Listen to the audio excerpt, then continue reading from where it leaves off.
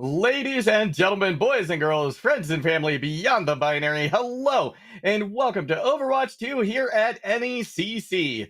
My name is Warren Jugglegod Hammond, and today I am joined on the bike by Man of Class. How are you doing today?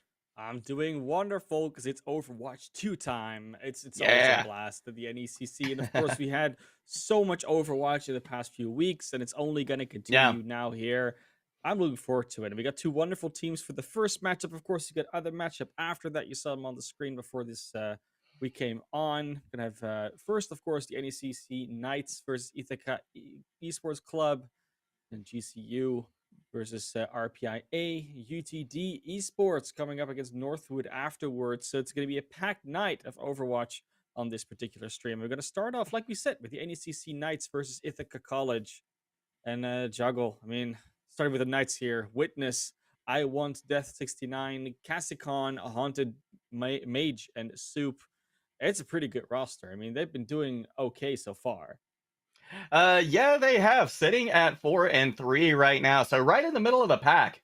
Yeah. As this squad. So Northern Essex Community College, showing up pretty well here in the Emergence division. But let's take a peek now at Ithaca College and their lineup. Their starting five tonight going to be Boarding Pass, Whirlwind War, Ladolo, Pit Viper, and Johnny. So be excited to see how they come up against the NECC Knights because they've had a little bit of a rougher time here this season in NECC, taking just one win so far. So Yeah. they're hoping to maybe end their move towards the end of the season a little bit stronger than perhaps they started. Yeah, it's been a while since they won a game. Last time was against the Byron Bulldogs in week 2, or like their Hmm. second match.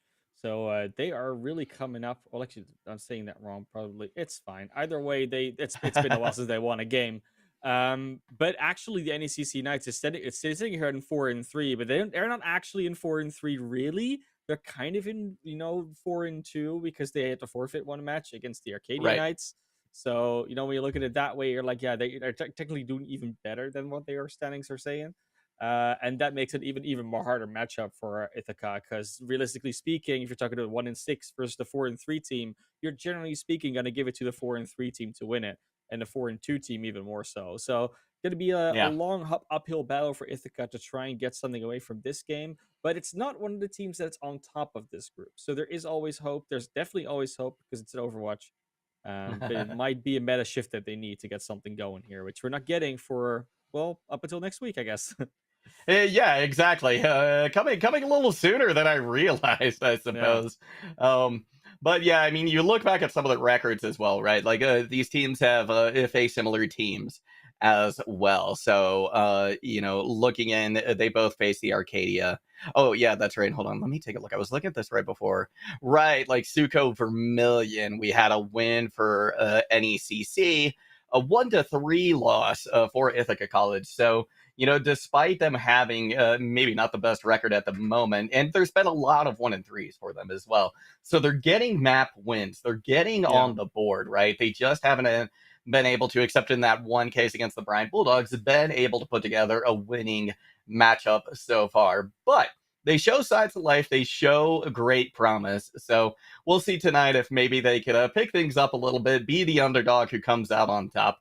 But that all remains to be seen. And it's funny, right? Because when you look at NECC Knights, like they haven't gotten anything else than 3-0s or 0-3s. Right. There's Yeah. been no, like, it's either they win or they lose, and that's just it. So maybe that's also a problem for them, or a good thing for them, depending how you want to look at it. Maybe Ithaca can throw some wedges in those plans. But that being said, we got a wonderful map for you tonight. Obviously, we're gonna do the same sort of shtick. We're just gonna start on control, then we're gonna move over to hybrid, then to escort, then to push, and then to control until the end if we need them. It's the first of three, so we're gonna definitely get the first three maps, and after that, it is, well, if either team doesn't want to, end it in a 3-0, then that's when we're gonna go to the extra ones. We were talking about this before we started this. It is a fun map pool for this one because it's It is. the classic hits, the favorites. The if you had to pick a map in this category, this is the one you'd probably pick. So we're gonna go to Lijiang. we're gonna go over to Kings Row, then we're gonna go to Dorado, and if we need them, then we're gonna go to New Queen Street, Nepal, Busan. Like then we get to that sort of area where, well, at this point, there's just no other maps. There's Oasis, by the way, instead of Busan. That's my bad. But yeah, no, it is the greatest hits to start off with. So yeah, look. As am I. We're going to be loaded into the game here momentarily. Again, NECC Nice, that is Northern Essex Community College, taking on Ithaca College. We're going to have Ithaca in the red, NECC Knights in the yellow today here, or rather the red and the blue.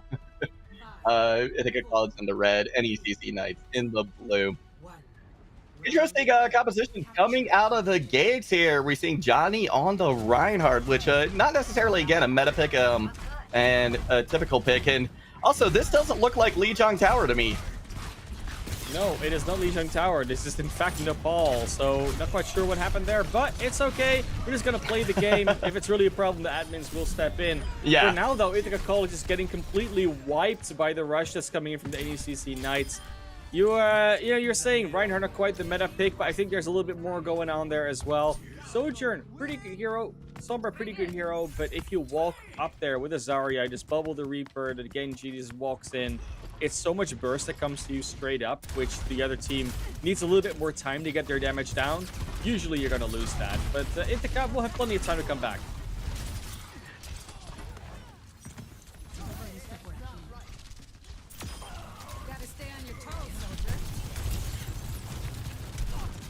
Pick off early on. This should be, we should be able to see them coming in. Apparently my mic is still not quite working, right? So I'm going to toss it over. Okay, now we're good. Now we're good. All right, excellent. NECC Knights, though, coming back in this. They put a couple of points or a couple of kills on the board now. I think College desperately trying to take control here. Boarding pass will find Soup, and that is a big player out of the equation here for the NECC Knights. I think College, though, needs to get these picks to come in quicker. Pit Viper definitely known for their prowess on the hit scan, for their mechanics, and Sojourn bringing that out to a T, really. That's kind of what Sojourn does, you know? If you show a lot of mechanics, then you're going to get a lot of kills out of it. And there we go, another one, a Haunted Mage. The boop on the Reaper gets the teleport back up. That's actually a really good move. Wow, that was. A boarding pass does still find them. Soup coming in now with the Dragon Blade, seeing if they can turn this over to the NECC Knights. Then picks back and forth here, and despite the point turning over, it still feels like this is the first fight. Neither of these teams has really left the point for very long at all. NECC Knights will come away, though, with this fight win eventually. It's a good flip for Ithaca. It buys them a lot more time for the rest of the round where they can build up some more ultimates. They almost got the full 5 online. Really, Whirlwind War a little bit behind. And on the other side, NECC Knights, the only thing they really had to use was that Blade. So there's going to be a lot that's going to be thrown at them as well. And that Nana boost in particular is something you got to be wary of. It absolutely does. If Ithaca College here can make a move before they get online, though, they may not have to worry about it. Johnny now backing up. Pit Viper does have the overclock triggered. We're going to see the sound barrier now committed by Cassie Khan. And I Want Death comes in with a gigantic Death Blossom to extend their lead to about 85%. I think Cassie Khan was hacked out of their sound barrier. I think that's what happened there, but not entirely sure. They both lost their ultimate, at least Soladolo didn't use theirs.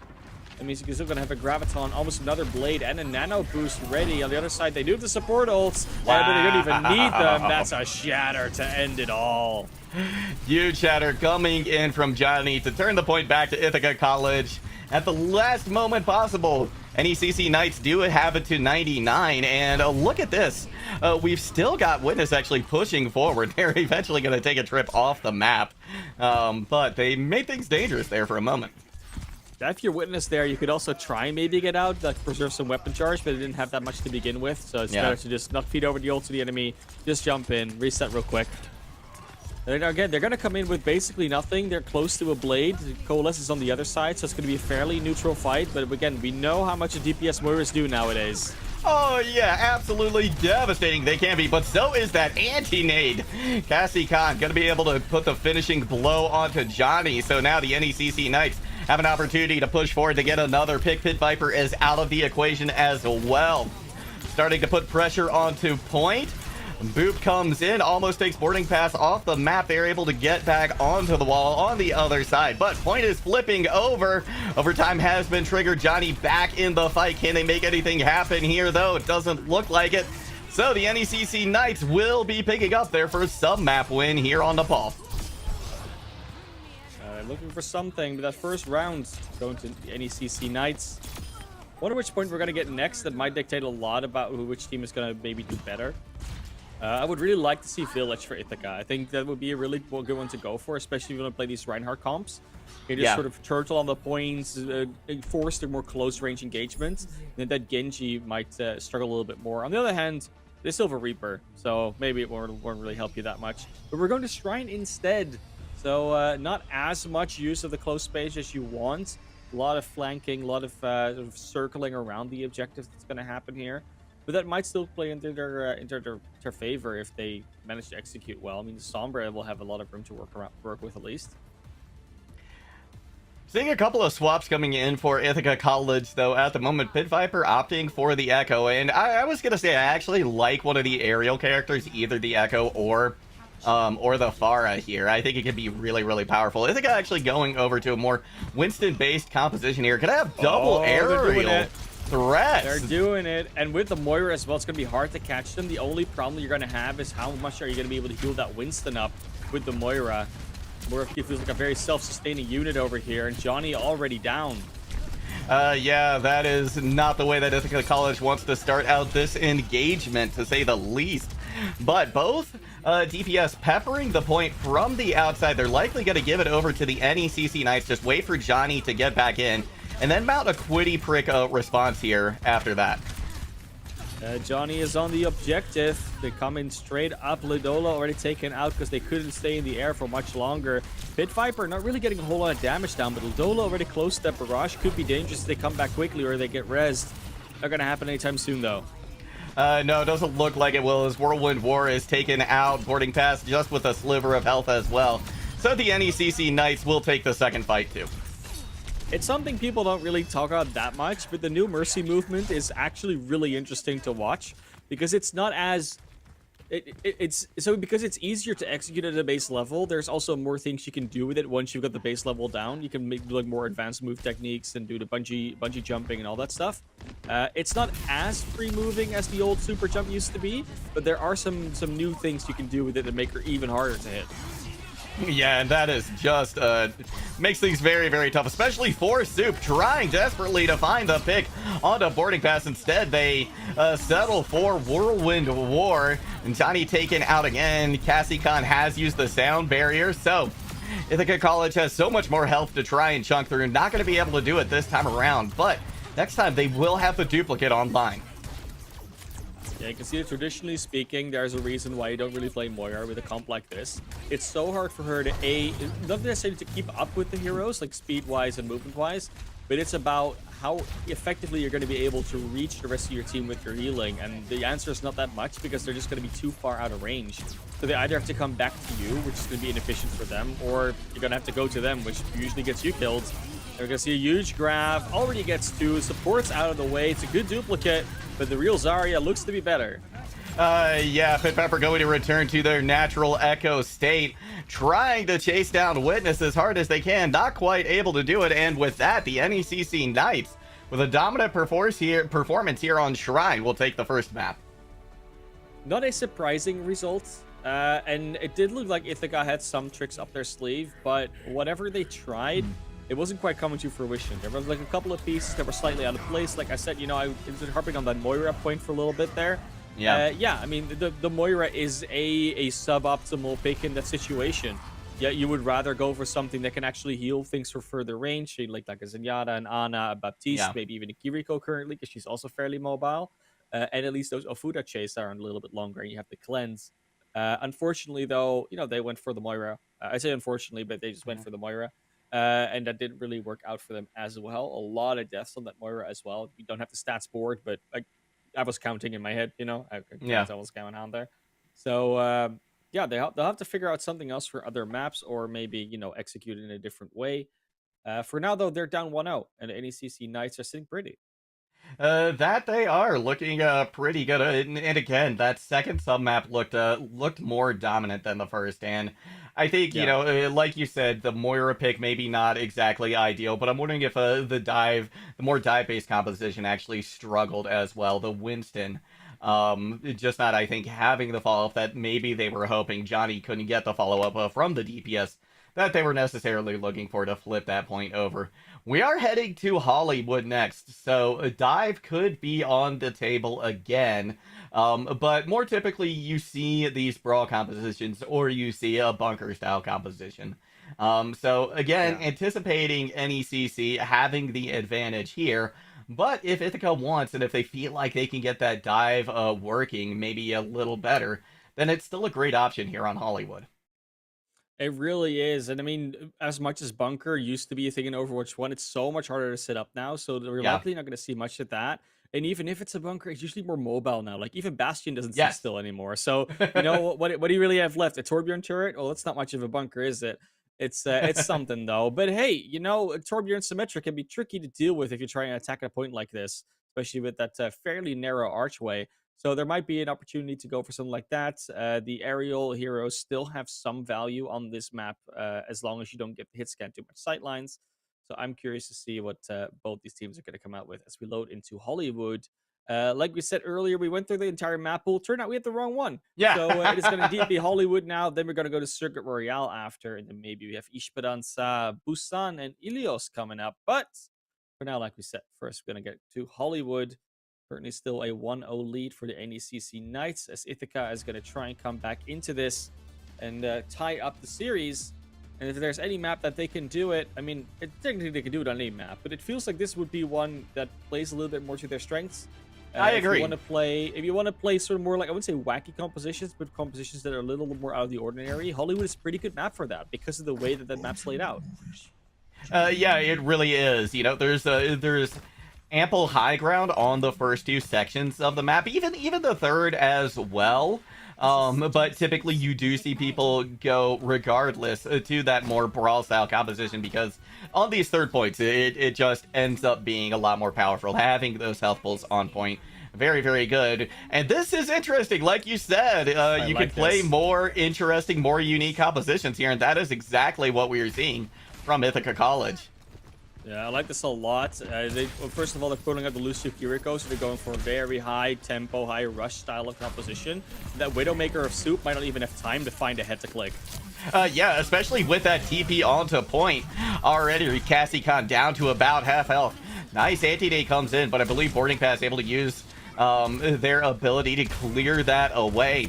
I want Death trying to see if they can poke away at this Roadhog Witness using the Tesla cannon as well, but that's going to be a tough matchup this time around for Witness, so I do not envy them in the least. Soup finds their way onto the ground and picks off Whirlwind War. That is a big opportunity. Nice sleep, and Anti comes in as well from Haunted Mage. So NECC Knights going to be able to stave off this first salvo from Ithaca College. Pull out a Roadhog. Oh no, they fell into my Ana trap card. The sleep, the antis, they're so beautiful. I feel like they might want to try something else, at least, than the Roadhog. Johnny is going to pick up the Zarya here, Pit Viper, actually the Diva. Pit Viper going over to the Widowmaker. They're keeping the rest, which makes sense, and already a good pickup on the Cassicon. That's a really good start here for Pit Viper. That takes away a brunt of healing, and it's more importantly, that res and that damage boost. Yeah, absolutely huge pick for them. They need to move in on it because Cassie Khan has already respawned. Haunted Mage taken out as well. Pit Viper finds Soup. This is slowing phenomenally well here for Ithaca College, but I Want Death comes in with a Death Blossom, trying to turn things around. It's just going to be Whirlwind War now with the heals, but at least for the moment, it looks like it's enough. That is until Witness comes in with a Primal Rage. Now they've set their sights on Pit Viper as well, but that health will not gonna last too terribly long. Ithaca College, 2 points on the board. They will get all three, and we will see the second stage of Hollywood. And very good to see as well, both teams prioritizing going after the supports. Both Cassicon and Haunted Mage were the first targets for Ithaca. And then on the return, like the sort of contest, Boarding Pass and Whirlwind were the first ones to go down for Ithaca. So if that's going to continue that trend, that really sort of cements this whole feeling that a lot of support players have in Overwatch 2 right now, where it's very hard to play support because you're much more vulnerable with only one tank. Like, it's so much easier to get on you, and because these tanks are so much beefier too. Yeah, you're right. It's kind of a perfect storm for the supports. So definitely having a tough time. But right now, both squads have both support ultimates, or at least Whirlwind War will have theirs momentarily. Suko's up for a grapple shot, doesn't find what they're looking for, but Ladolo comes at them looking straight ahead, and Soup says thank you for that. Now we've got the Kitsune Rush coming out from boarding pass, seeing if they can turn this around, keep it in their favor while they wait for them to respawn. But Soup and I Want Death finding a pair of picks that'll stop Ithaca in their tracks. Yeah, it's a good moment to rush there. It's a good place on the map in general to do it, but there wasn't really anyone to rush into. Like, they couldn't really find any targets, unfortunately, which is like the whole point of the rush, is that you sort of overwhelm your opponents. It is interesting that Soup has been mostly playing from that low ground, though. They're finally up on the high ground together with the Winston and the Ana, and even the Reaper teleporting up there, and now they're getting contested by the mobile composition of Ithaca. But what an anti-nade. Yeah, absolutely massive. Johnny's going to be demexed off the tail of that, and through the confusion, Soup is able to find Pit Viper too.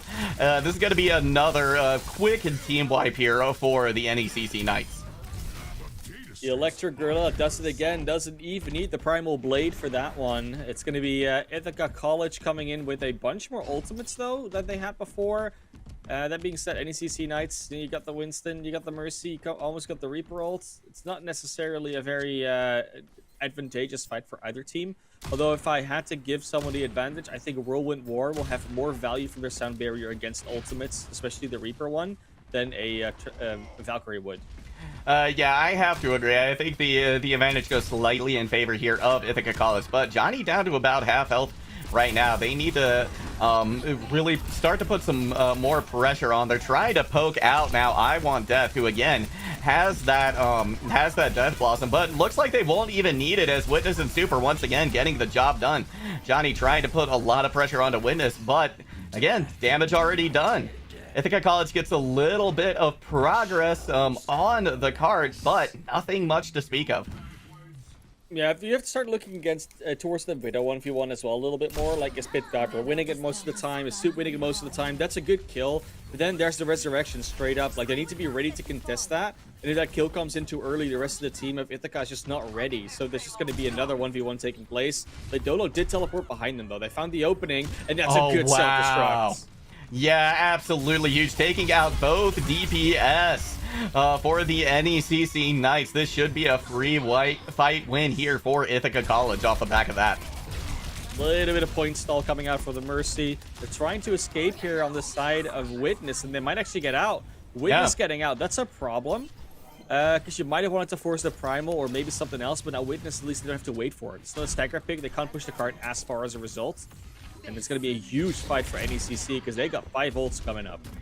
Yeah, they do. Pit Viper already has the sights online. The Death Blossom. Ladolo will find I Want Death. The sound barrier there from Whirlwind War as well to allow Ithaca to go even more aggressive. But again, they need to get more picks here. And that is a great start. Soup and Cassicon out. Should just be 2 left here on the point now. Witness one of them, though, with the Primal Rage. Try to survive as long as they can, but they get off card.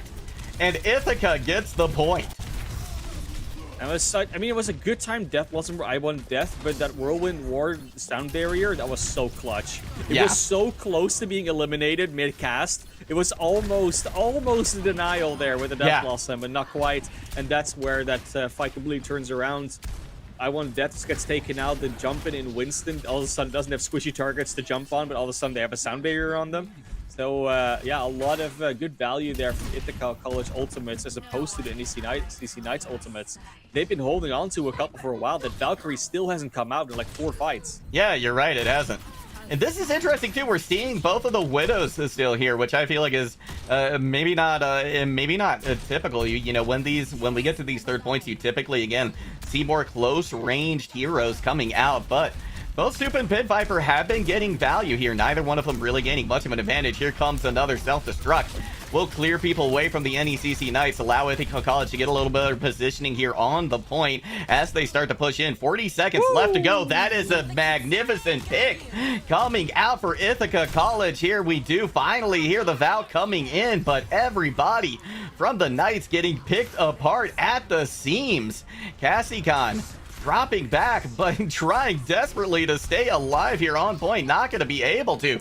20 seconds left to go here, and Ithaca College may even be able to finish with time on the card if they play their cards right. Witness now onto the D.Va just to get out there faster and have a little bit more survivability because of that extra armor coming in. Lodolo, though, with the Death Blossom, going to be eaten primarily, though, by the Defense Matrix, but that means there's just nothing left for them to go. Witness already builds the self-destruct, but unable to get a pick from it. Johnny just about to have theirs as well. Overtime has been triggered, but this should be Ithaca College's as these last few staggers are dealt with.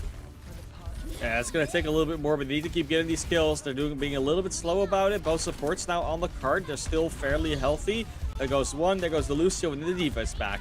This is the stagger order that we're all so familiar with. It's one by one by one. The D.Va out of mech. Can someone else touch? No. Respawn timer is finally too high. That's going to be Ithaca completing this map in overtime, but completing nonetheless. And that's a good start to a potential mounting of a comeback, as we call it, or at least a drawing up of the series. And I mean, you said it, right? So it's interesting to see these Widowmakers still 1v1 throughout the map. I felt like Soup was winning most of those engagements, but the fact that Soup is so focused on that Pit Viper 1v1 just gives a 4v4 against the rest of the team for both sides, really. And it seemed that that was more preferable than to try and have Pit Viper play something that doesn't just counter the Widowmaker. And they still won a 1v1 every now and then, which for the attack is way more valuable than for the defense. So, yeah, Ithaca probably playing that quite well. NECC Knights maybe could have swapped around a few things here and there to you know, maybe deal with that a bit better. But in the end, a couple of really good ultimates from Ithaca, some reluctant old holding from NECC Knights, and a couple of other factors like, you know, those clutch plays that just happen to work out in their favor, like that Death Blossom with Sound Barrier. Like, it's a fraction of a second that Sound Barrier goes off. It was really close. Like, you saw the health bar be basically 0, but it wasn't quite. And yeah, at that point, it becomes a great play. Like, it's either, you know, you lost your Sound Barrier or you made a great play. And this time had a great play, fortunately for them. And if you get a few more of those great plays, like all of a sudden you're just up 1-1 and then maybe 2-1. Like, it happens. That's how you win series. Yeah, absolutely. Another thing I'd like to mention as well is Johnny on the D.Va, I think, was a great swap. They found so much more value, and again, that could have just been because of, you know, who exactly the NECC Knights were running, but oh my gosh, huge hook comes in. Whirlwind Ward saved by Johnny's bubble. Johnny actually coming in a huge way here. Now, Witness taking a lot of damage here. I Want Death able to find a pick.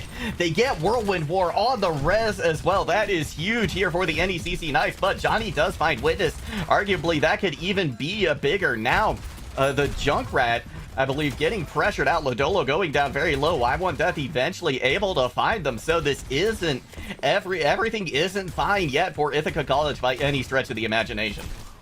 Turns out the automatic stand mode on a rifle is better than a grenade launcher. Just learned that. I mean, there was a Discord in the mix, but still. Witness taking out Johnny. Pit Viper will fall as well. This point looks to be all but over, but they still have a Mercy and an Ana. Not enough to lift through this, but they did have them. Yeah, you know, it's funny to see I Want Death and Soup swap around that. So Soup now on the Tracer, I Want Death on the Widowmaker for a change. Pit Viper really swapping back over to that Widow. It's one of those things I talked about this last week as well. Like, it's so nice for teams like Ithaca, but also for NECC Knights that like to swap around a little bit here and there, that you keep that 30% ult charge, especially after that first fight. You can sort of swap to counters or swap to a better composition without really losing anything. Yeah. So you don't have that full momentum that just keeps on snowballing for the other team. NECC really feeling that right now. They absolutely are. But at the moment, Ithaca College feeling this defense, able to remove Soup. And now a Haunted Mage just a little too forward for Zenyatta finds the beam of Johnny. And that'll be NECC backing off to regroup. And the main thing you're going to see as well is because they're on the Roadhog, Johnny is automatically just going to get a bunch more charge on their bubbles. Wouldn't be able to use it now because they did lose their option to play for a little bit. But Ladolo going to still be on the high ground with the Junkrat, going to be spamming nades in there. Maybe going to try and survive here. His 1 HP will be eventually found by a random shot from Witness. Yeah, this car's going to start rolling, and they got to find a way to not have this high ground be completely dominated by something that's a Roadhog, which is not supposed to be up there. They don't fly. No, they don't. They take elevators.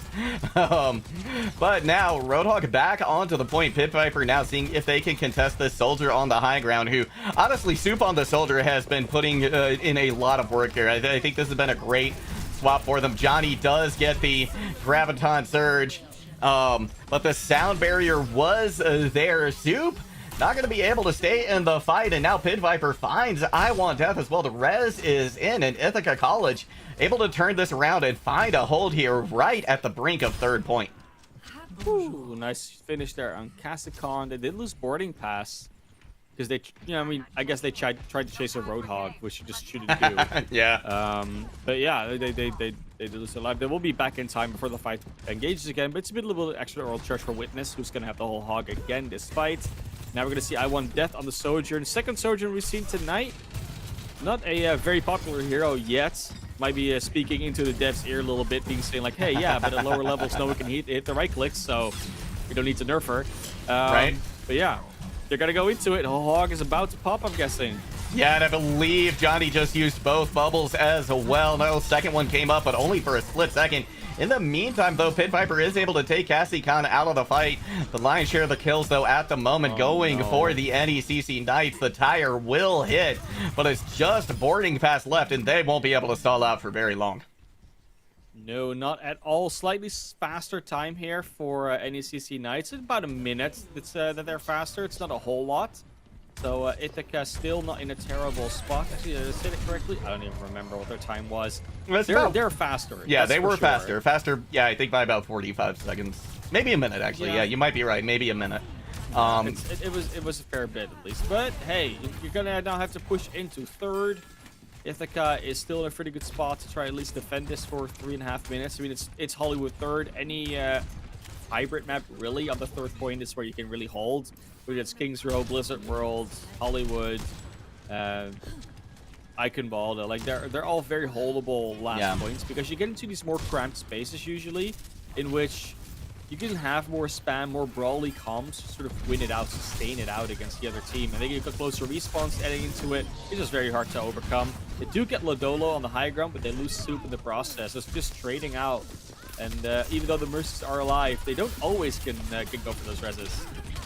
They do in this case, though. Cassicon bides their time. She's able to pull out the res, and now with Witness taking out Whirlwind War and Johnny gone as well, things have gone from bad to worse here for Ithaca College. They're going to have to back up and regroup quickly, but Pit Viper going down very, very low. That is not the kind of stagger you want to see here. It really isn't. You got a little bit of time, but that car is getting awfully close already. It's really going to be a one-fight deal. Now, it is a close respawn fight, and you do have to grab, but look at the wealth of ultimates on the other side. NECC Knights should have no trouble pushing this in. No, they shouldn't, and especially now that Ladolo is gone.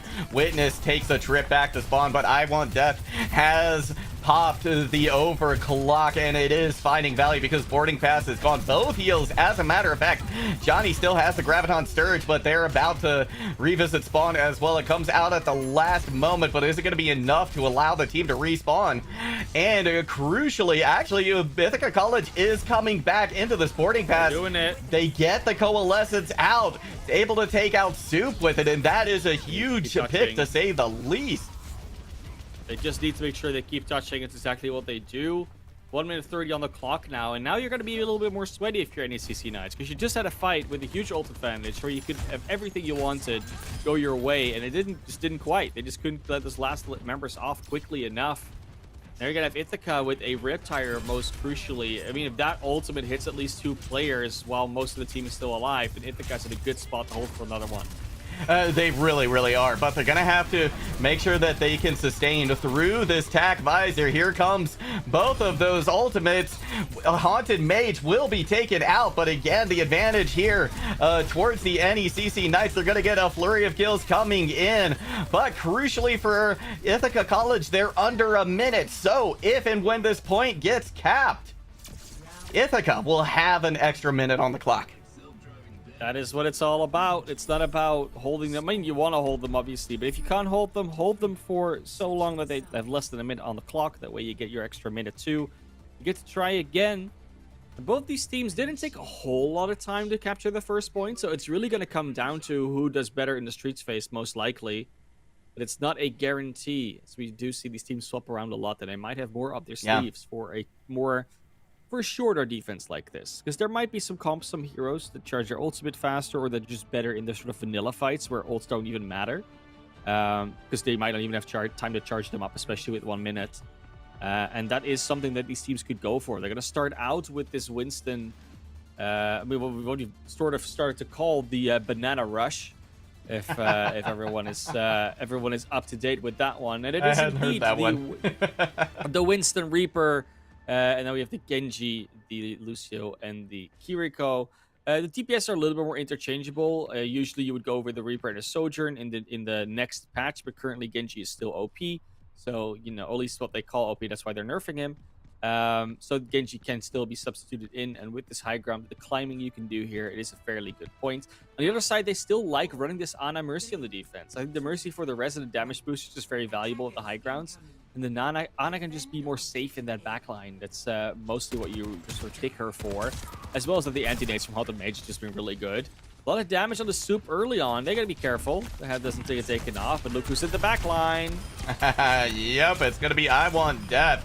Looking for exactly that right now. And huge pair of picks coming in right off the back for the NECC Knights. I Want Death unable to stay up, but it's not going to matter because the advantage firmly in favor of the Knight here. So good approach, good attempt, but Ithaca College, they've got to back off, and they're only going to have about 20 seconds to make something happen. But that's massive. That's a huge pick. Cassie Khan, I don't think they've got the res.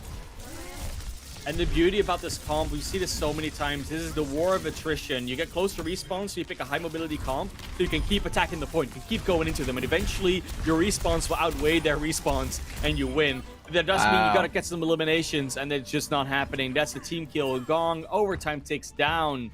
That's round 3 completed. Ithaca gets zilch on point A. And now the question is, are we gonna steer for the draw? We're gonna get a Hollywood 2-0 for NECC Knights. Yeah, Ithaca College gonna have to hold on for dear life here. They were able to keep the point theirs for about 1 minute and 15 seconds in their first defense. So they're gonna have to do a fair bit better than that this time around, as minute 45 on the clock for the Knights.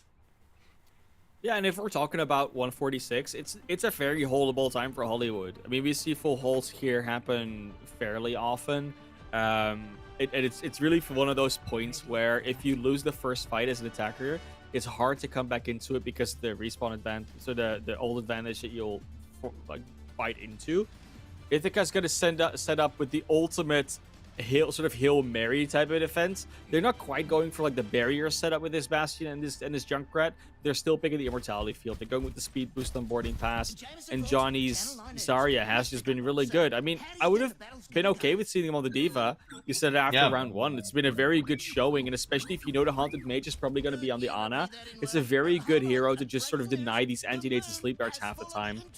But yeah, we'll see what comes out of this, as the Bastion will be able to be permanently protected with these bubbles, as they're going to want to focus them down. And Witness gonna have a hard time, I think, moving into the Bastion. So wouldn't be surprised to see them swap over to the Diva. We have seen Witness on them before, so we know that's in their wheelhouse. Witness now gonna start to move in as they see one of the bubbles down. There goes the next one. I Want Death looking for something in the back line, but gonna be Pit Viper convincing them not to do that. Soup, though, able to find them. They have just a sliver of health left at the moment, so they're likely backing off to try and find something. But instead, Lazzolo able to get them with the Bastion. Now, A big anti-nade comes in from Haunted Mage as well. I Want Death following up on that in a big way. Only 3 players left. Johnny now taken out as well. This should be the NECC Knights taking their second map. 2-0 as they win Hollywood out against Ithaca College. And I mean, it sort of almost went well, but you did see that there was like that problem of that you're setting up on this high ground, setting up as sort of like a bunker, but the Zarya doesn't really work for sort of a bunker or more passive back-sitting spammy type of play. So you would have wanted really, I wouldn't say any other tank, but something like a Sigma could have worked really well, or a Diva indeed to eat some of the damage. The anti-nates are really good. Like you have such limited coverage for those DPS that want to be protected a little bit more as a Zarya, because you've only got those 2 bubbles. Once they're gone, it's gonna take a while before they're back up. So yeah, I would have liked to maybe see something different. And it kind of comes back to the same thing as we saw, on Nepal, where we said, oh, maybe the Moira wasn't that great with the Pharah and the Echo. Like, Right. it's one of those things where sometimes it's a small piece and it feels like, oh, but if you play it well, you might still make it work. But when you get to these levels with these organized teams, any of those like smaller sort of misplays, mispicks, you could call it a mistake, whatever you want to really define it as. They really get pounced on a lot harder than if you're in your quick play game and you can still get away with it because they're not coordinating against you. But in this situation, they jump on those DPS, they get the nades out, they separate the team because they can, because they have bubbles, like a Winston bubble and all these other sort of CC or sort of driving you apart tools. And then also you can't really walk out because then there's the Widowmaker. Like there's so many of these tools that they use to sort of deny you any space that you want to have. And then you have a Zarya. And it's just really easy to sort of play against that. On top of which, Zarya doesn't like Winston that much. It's like one of the few things that in the current state of Zarya actually works really well against it, because it denies her a lot of charge, denies her a lot of healing, because if you do put a bubble between her and her supports, who's going to heal her? Yeah. It's all of those things, right? So there's a lot of factors there that just make Zarya a less than ideal pick. But then again, if they don't come in with a Winston or an Ana, maybe that changes. So you can't always predict it. That's the sort of the hard part about the defense. Well, it's going to be a map number 3 here for Ithaca College that is do or die. They must stay alive here. They must come away with a map win if they hope to stay up in this series. But before we get to that third and potentially final map, we're going to take a short 5-minute break. So don't go everywhere. We'll be back soon.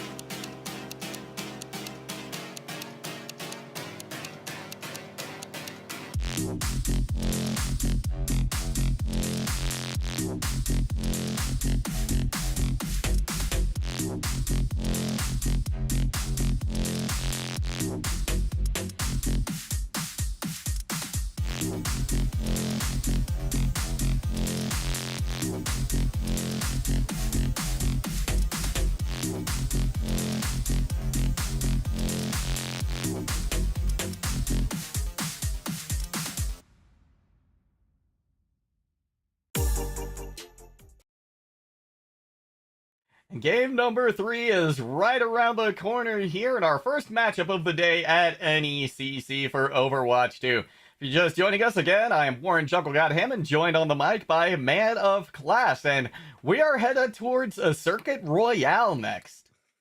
Circuit Royale coming up. I like this map so much. It's such a good addition because it's so different from the other escort maps in a lot of ways. Like it does that same thing that Watchborn Gibraltar does, where it has that very different aesthetic to it. Yeah. This very different map layout. It also has to make you play in certain ways, certain team compositions, certain positions. That a map like Dorado, Havana, Rialto, like they have some sort of uh, uniqueness to them that really makes it work. And Circle Royale, really, they did it again. They made another one where it's just, they said, well, let's throw out the playbook and do something different with this, and they made it happen. Aside from just the gorgeous scenery and the hilarity of having a pool float in an outdoor pool up in the second, like last point, that's just also really funny. But that being said, we're of course talking about these two teams going up against each other on this map, and if you're talking about Ithaca versus NECC, it's been very close on Hollywood. It was a little Yes. less close on Nepal, but Hollywood was very close between these two. And if you're talking about these more traditional map types, which are hybrid, escort, and control, then yeah, this would be one of the maps where they could potentially pull it back. You talk about momentum gaining, momentum stopping, especially in escort, where you want to keep the payload rolling. You don't have to go for an objective first. That is something that they could very well get away with here. And we saw the Widow 1v1s earlier on, Yeah. which on Circuit Royale is a very common thing to see. So Pit Viper, you're gonna rub your hands together and maybe make them a bit warmer so you can get some quicker flicks, quicker headshots. If you can dominate that Widow matchup, that might just lead you to victory here. And another interesting hero that I think we should mention is Sigma as well. Sigma is Yeah. very, very strong in Circuit Royale.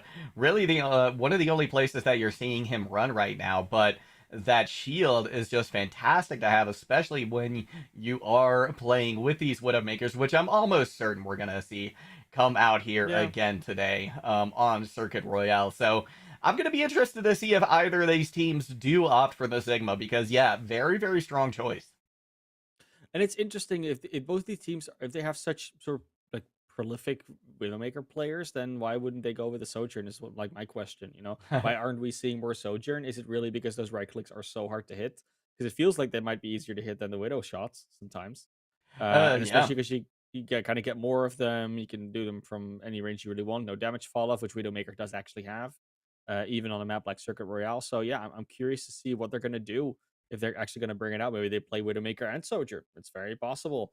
But yeah, traditionally speaking, we have seen a lot of Genji here as well. The Hmm. Reaper could come out, but it's a bit long range for him if he can't teleport Yeah. to places. But it will very much depend on what they prefer on running with a tank and support line. Like if you don't want to run anything that really helps out with either a Reaper or maybe even with a Widowmaker, then it's going to be tricky to really pull off.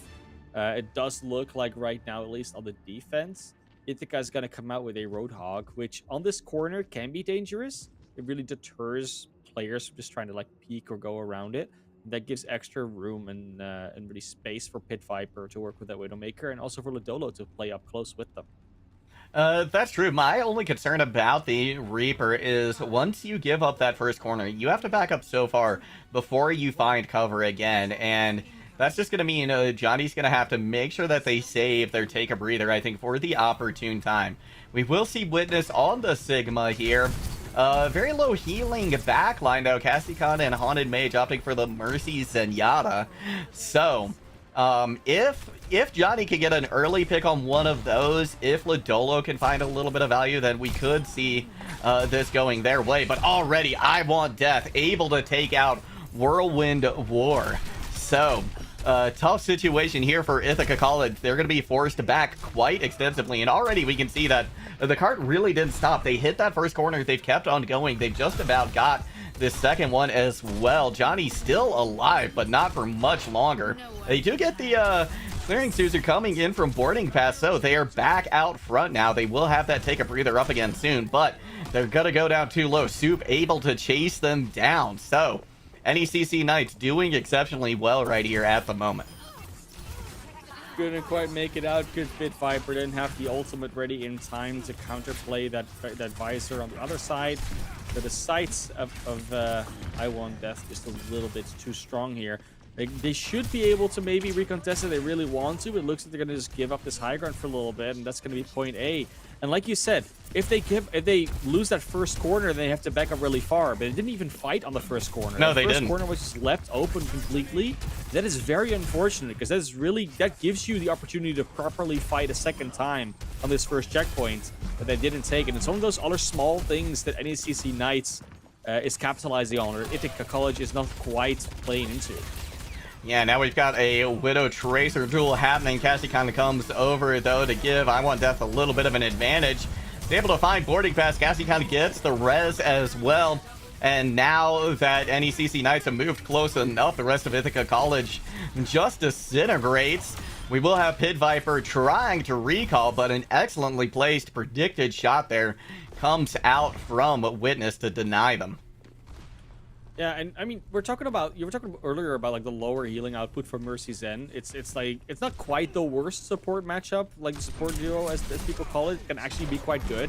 And the reason why it can be quite good is not just because of the resurrection, but it's because you can damage boost someone into a Discord target, and then they just kind of melt. They just don't exist really. And if you're focusing as a team, that is a really valuable thing to have. Because if you damage boost the Reaper, or damage boost the Cassidy, even damage boost the Widowmaker, and they shoot a Discord a target, they don't need headshots anymore. They just have to hit them. That's all they need to do. Yeah, exactly. It is a very, very aggressive comp, and it's working out for them very well. And I think, in addition, right, because Johnny is on the Roadhog, that extra damage just compounds in a huge way. But nice hook comes in from Johnny. They are going to be taken out, though. The res does come in. Excellent use of the shield there from Witness as well to prevent Pit Viper from being able to put a log into Mercy's head. Witness finds another kill.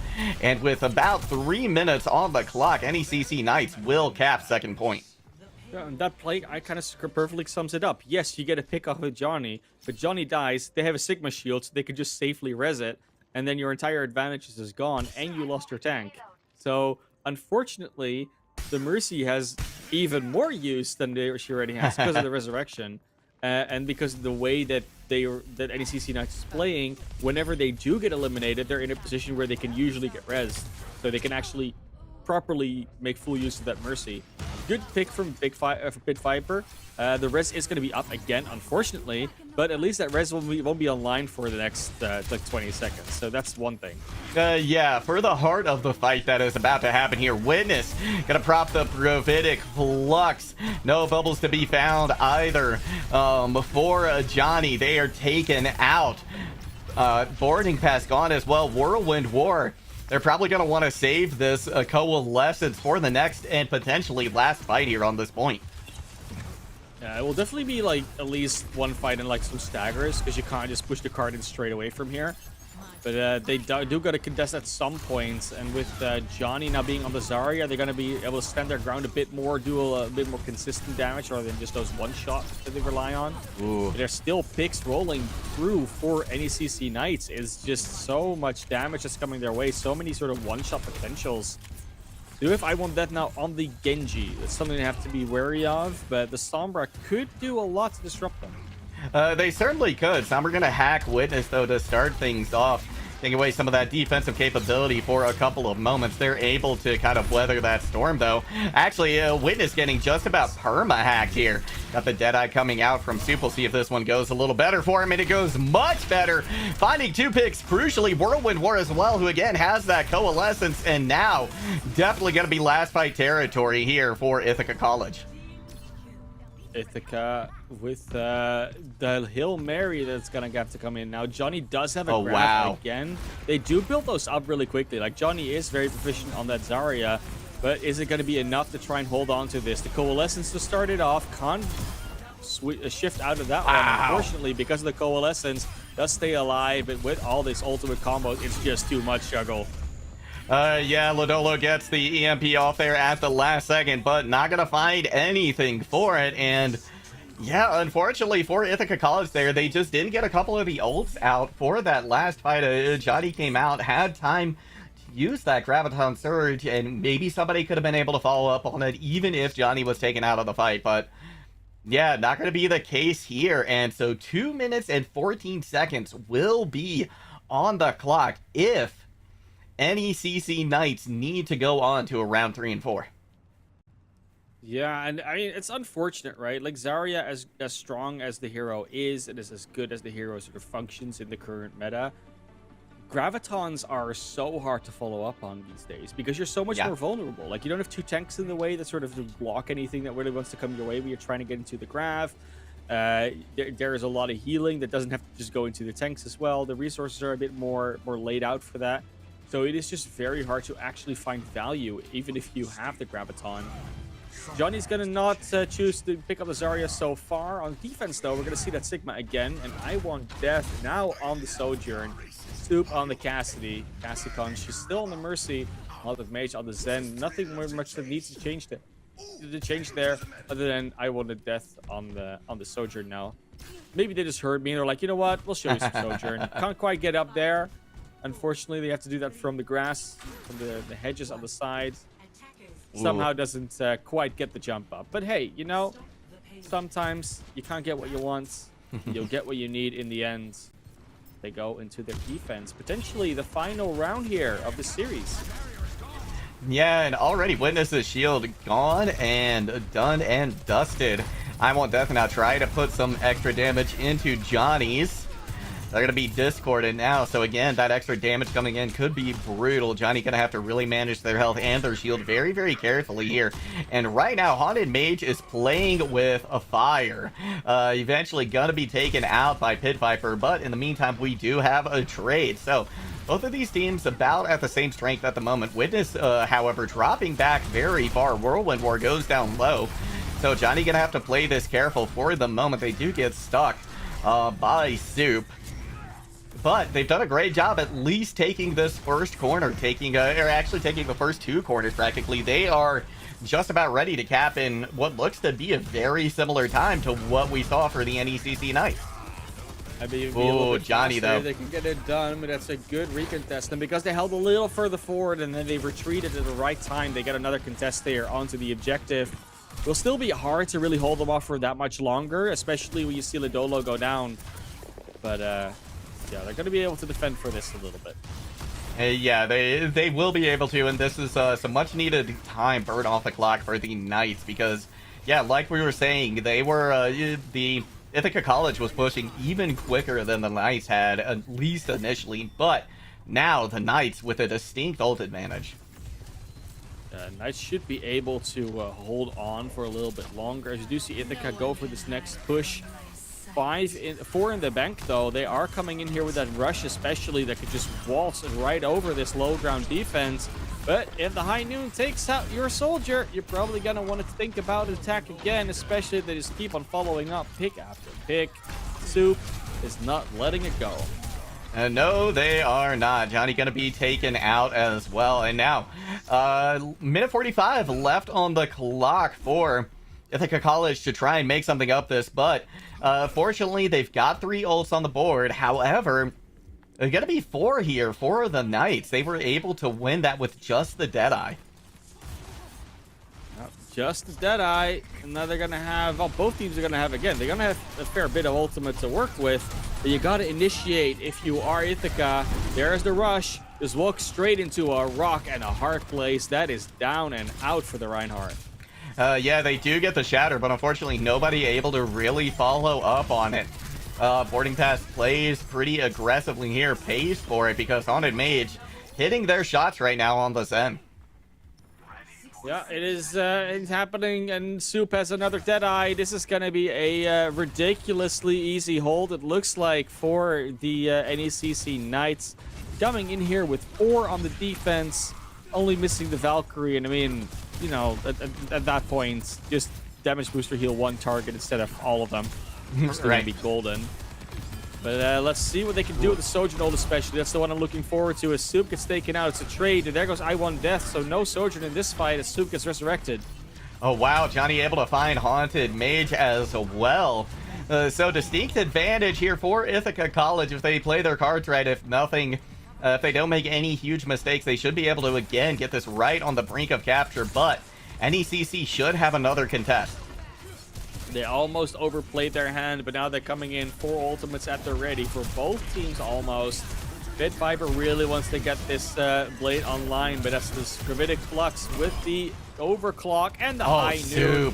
It's a Sky Noon for the win. Yeah, massive play coming out there from Soup. That will be all they wrote for Ithaca College this time around. The NECC Knights improve their record to 5-3 with a 3-0 win here tonight. NECC Knights just too souped up, as they say. Unfortunately, was not meant to be for Ithaca tonight. They are showing some promise here and there, but like we said, you know, there's these, I wouldn't say basic mistakes, that's not really what it is, but there are these things that they're doing that just put them at a slight disadvantage here and there. That's just being capitalized on by these teams. That's it's unfortunate, but it's the reality of the situation, and that's also like the reason why they're now 1-7.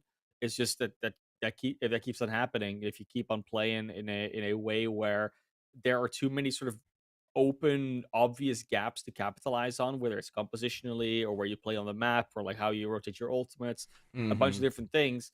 Then you're going to leave yourself too open to NECC Knights and teams that are like them to just roll over you. Yeah, and with a player like Soup as well, who honestly for me was just a standout player today for NECC, that's just going to make it all the more difficult. So, again, congratulations to the Northern Essex Community College Knights coming away with a win here tonight. Again, making their record 5-3. So, but like you said, they had to forfeit a match, so maybe even looking at something a little bit better. This could be a very strong team to watch moving forward. Yeah, and you know, obviously Ithaca College, they still have some more matches to play. They aren't completely out of everything just yet. The thing that they really need to sort of start capitalizing on is the sort of the bright spots on their team, like because they had a couple, right? Like Bitviper did actually play some really good DPS. We did see Johnny do well on a couple of tank heroes. Their support line is not falling over like leaves in fall. No, it's definitely not a problem that they're, you know, missing specific players or like some sort of magic ingredient. It's just a little more practice, looking back at the VODs, like where did we go wrong? Are there like a couple of macro things that we can change? Maybe go into a couple of micro decisions that every individual player made, and then all of a sudden you can have like a very different team. And that's what you hear often, like with these teams, right? Like, oh, we played for so long, and all of a sudden it just clicked. And I think that's what they're waiting for, like this thing to click. And I really hope that, you know, their support staff can help them find that click. Yeah, as do I, but that's just gonna about do it for us here tonight for this first match. So before we throw it to a break to get the next one started here, the next one up and ready to go, any final words from you, man of class? Keep watching Overwatch. It's a great game, and it's getting only getting better. I mean, we're gonna get another hero in only Yes. like what 4 weeks. It's less than that, 3 weeks. Oh, I It's can't wait. ridiculous. I Can't can't wait. wait. Ramatra coming at your screen. Yeah, it's just ridiculous. Can't believe it after so many years, right? But Right? it's true. It's coming, and I already got his favorite buddy on my shirt. You So do? Yeah, I saw that. I do. Yeah. I think there might be a green screen filter on or something. I don't know what's happening here. he Uh, is. He is like, yeah. but I do have He's green on shimmering. there, He's so I think shining. someone is green screen filtering on their end. But it's not me. I didn't turn it on. Anyways, have a great night, everybody, and enjoy the next games because there's going to be a couple of good ones coming up.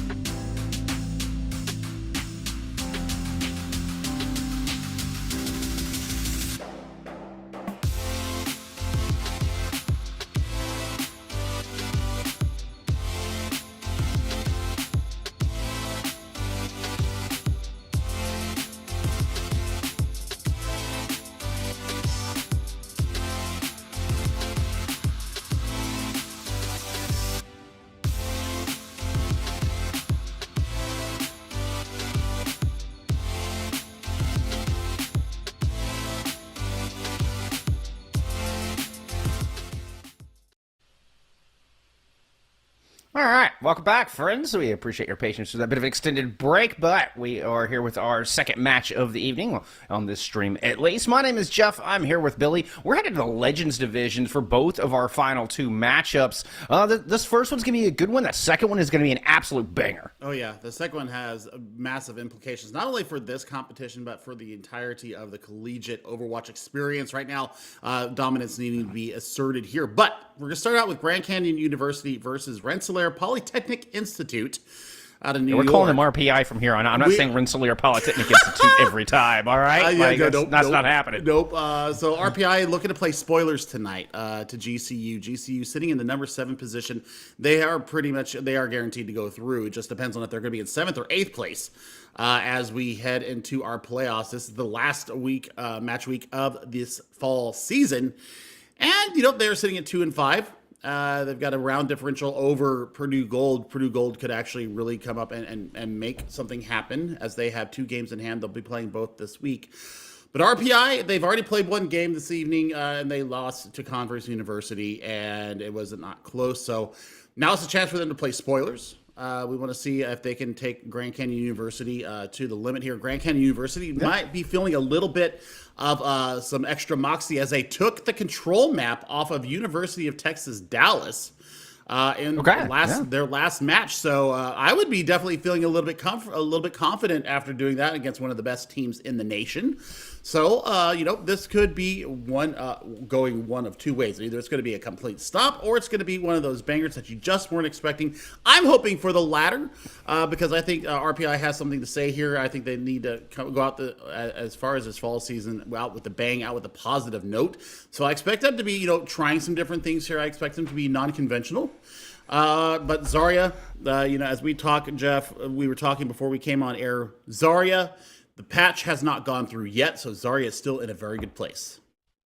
Yes, Zarya probably going to be the lead take that we see out here today as we look at these 2 squads. I do want to touch back, and you're talking about RPI hasn't really won a match. They are 1-7 because of a forfeit win, but otherwise have yet to win a map. So even though their playoff hopes are out the window for this semester, I think it would be really good for them if they can just get a map win over GCU. I mean, you've got some incredibly tough opponents. The toughest opponents in all of NECC are in this Legends division. The top 10 schools in the whole league are in this. So they're being really difficult opponents from RPI. They were 9-0 last season and champions, have struggled this year, but they kind of supplemented some of their roster this year as well. That's only half their team returned for this semester. Well, the other thing is that they played Fisher Esports or Fisher College twice in the regular season, and we all know that they're the former Bay State College team, and I mean, tell you what, that's a team that's on the up right now. So having to face them twice in the 9-week season is a difficult task at best.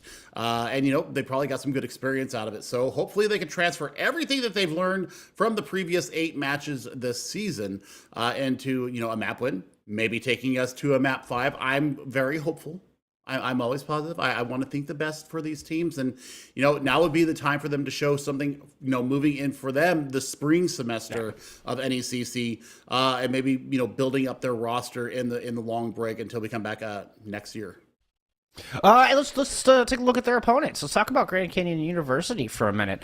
This is a brand new squad here in NECC. We have not seen them on stream yet at all this semester, so I'm really anxious to see what this team brings to the table. I mean, they put up some decent showing. They took Converse to a map 5, which I mean that right there says a lot. Converse has really improved. They continue to improve coming into this semester. So I think that alone speaks volumes that there's a lot of potential and a lot of talent on this squad. I'm anxious to see what it looks like in person and really get hands-on with these players. I'm going to have to fight with their social media manager or whoever runs our Twitch because they have not uploaded their matches. They have streamed them, but they have not been uploaded to their Twitch channel, so I couldn't go in there, and poke and pry around and look at their comps and stuff like that. So let's have a chat, social media person for GCU, but still.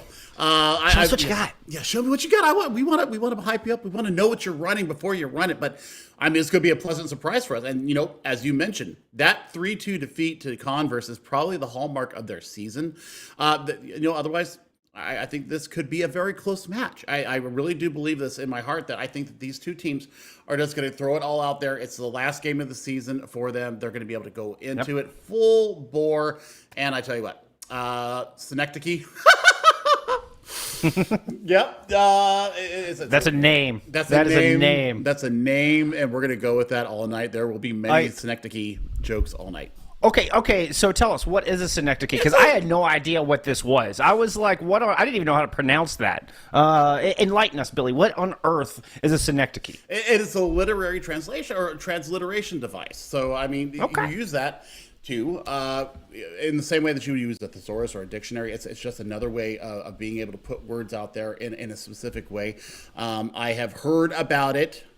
And you guys laughed at me saying, "Oh, you didn't know what it was." Yeah, I did know what it was. Well, we're going to give you a little bit of grief, you know. I mean, you have to. Do. That's what friends are for. You guys, I love all of you, seriously. But taking a look at RPI, Webslinger. Now, these are some characters. Looking at their little notes and little quirks about them. Webslinger apparently can run 200 miles an hour, can leap tallest buildings, and can lift 10,000 tons. Real. It's your friendly neighborhood DPS player. Yeah. Looking at this roster, I did want to touch to get back into a point of seriousness. Blues, Tevatron, and Z Hobo are your returning members from their 9-0 season, which they had in the Champions Division before moving up a division here into Legends. So players like Webslinger that we were talking about are newcomers coming in. Webslinger is himself a freshman coming into this squad. So yeah, I mean, there's definitely a little bit of integration, and I'm curious to see what they come out with. Are they going to stick with the traditional comps? How do they fit in with this squad? Well, I mean, it's all going to come down to Z Hobo in the support department. I think with the leadership, already having been through NECC before, you're going to have to buoy up the back line. Will we see a Kiriko come out here? That's the big thing, because Kiriko right now is kind of a must pick, especially if you can click heads. That's the other thing is, Kiriko landing headshots gets the ramped up damage as you continue to continually hit opponents. So looking at a little bit of a monkey look coming out of RPI. If this stays the way it is, Bomax is going to have a field day with the Winston. Yeah, Boba coming out on the Zarya could struggle against a Winston. Winston can actually deny a lot of the healing with the bubbles and not allow Zarya to build up the charge they need. With that said, Boma has about 50 charge at the moment, enough to do some decent damage, and it's Synecdoche who comes up with first blood. Tinkerbell's going to get one as well, so GCU are now up heavy in this fight. They'll grab first control after a touch of cleanup. Tevatron able to get out of there, though. That's really good for them. Tevatron apparently has a temper when they're at land and they get their shatters blocked. We won't talk about what happened, but it did happen. And now we need to see if they're going to be able to smack the antelopes around here once this primal rage is gained. Now, I'll tell you what, 52% already out the gate. That's a pretty good amount of charge for a first fight. And that's the second time Synecdoche's come in with a huge rail shot to be a difference maker early in these fights. It forces RPI back. A pretty clean disengage. I was about to say, I thought Shupak was a bit of a weird position there briefly on the right-hand side of your screen. Does eventually get taken down. I like the disengage from RPI. It'll give them more fights. They're about to come back in. Tevatron close to that primal. Really Kitsune rush. Yeah.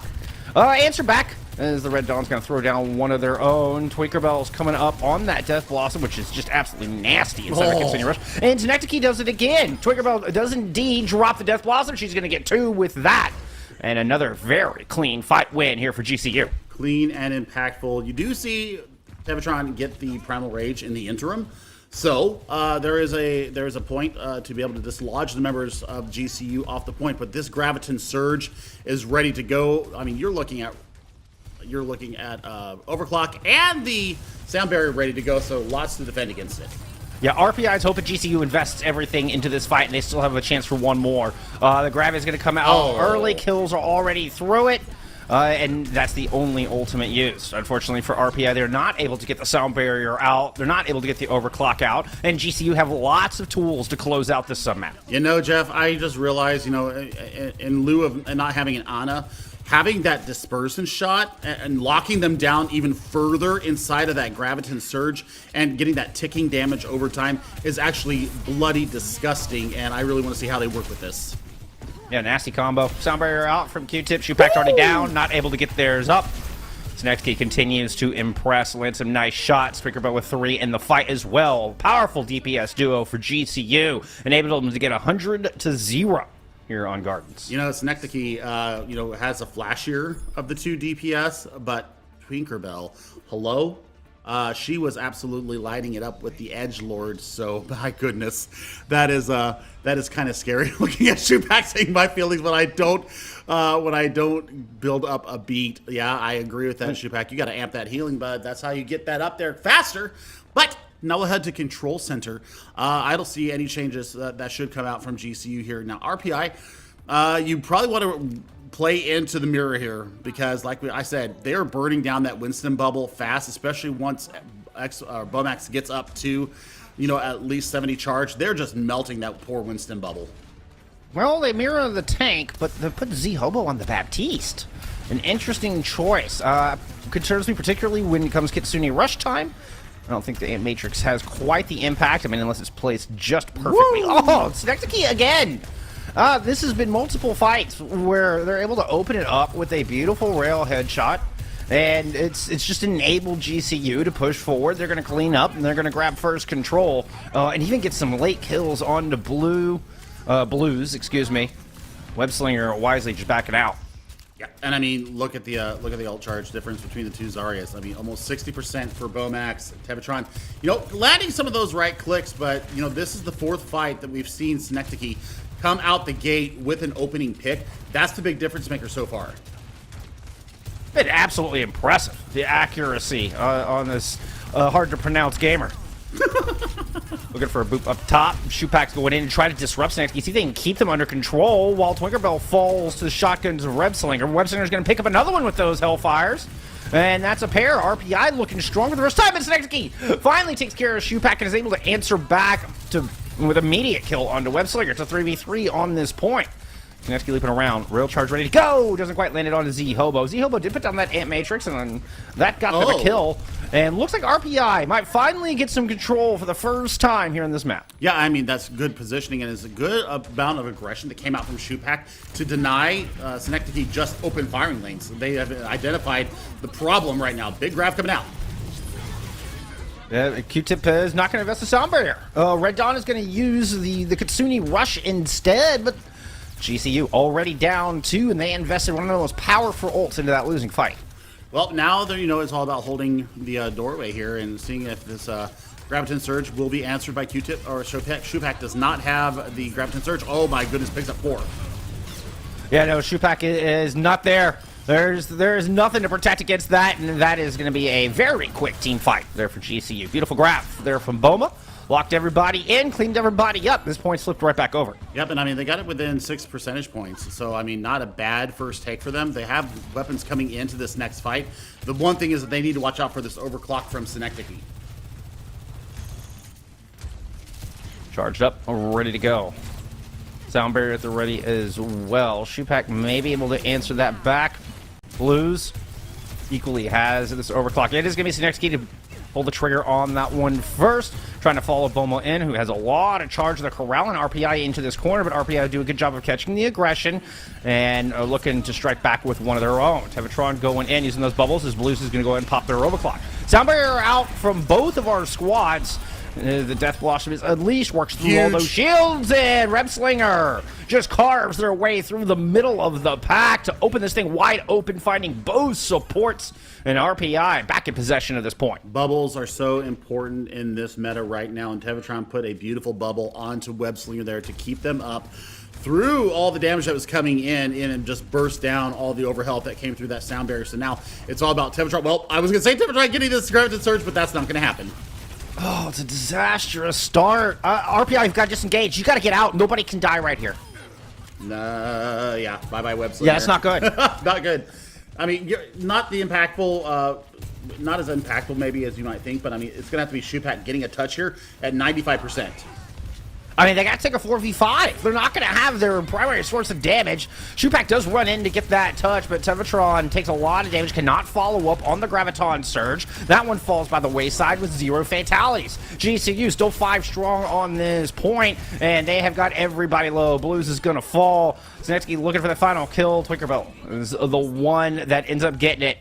It was a better showing there in round number 2 from RPI, but GCU take it at the end. 1-0 lead in our series here for the Lopes. Maybe they are looking for the next meta to come through and playing the Winston so much, because Winston's going to be absolutely disgustingly overpowered in our next meta. But right now it's all about the Zarya and the bubbles and the containment, and Synecdoche just absolutely laying waste with the railgun shots, and this was a comprehensive win for them.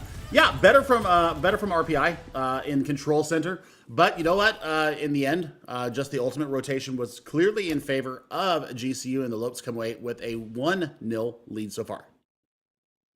Yeah, Synecdoche still in that play of the game there, as Boma had the 5-player grab. Should have gone to the tank. Tanks never get any love. Never get any love, Billy.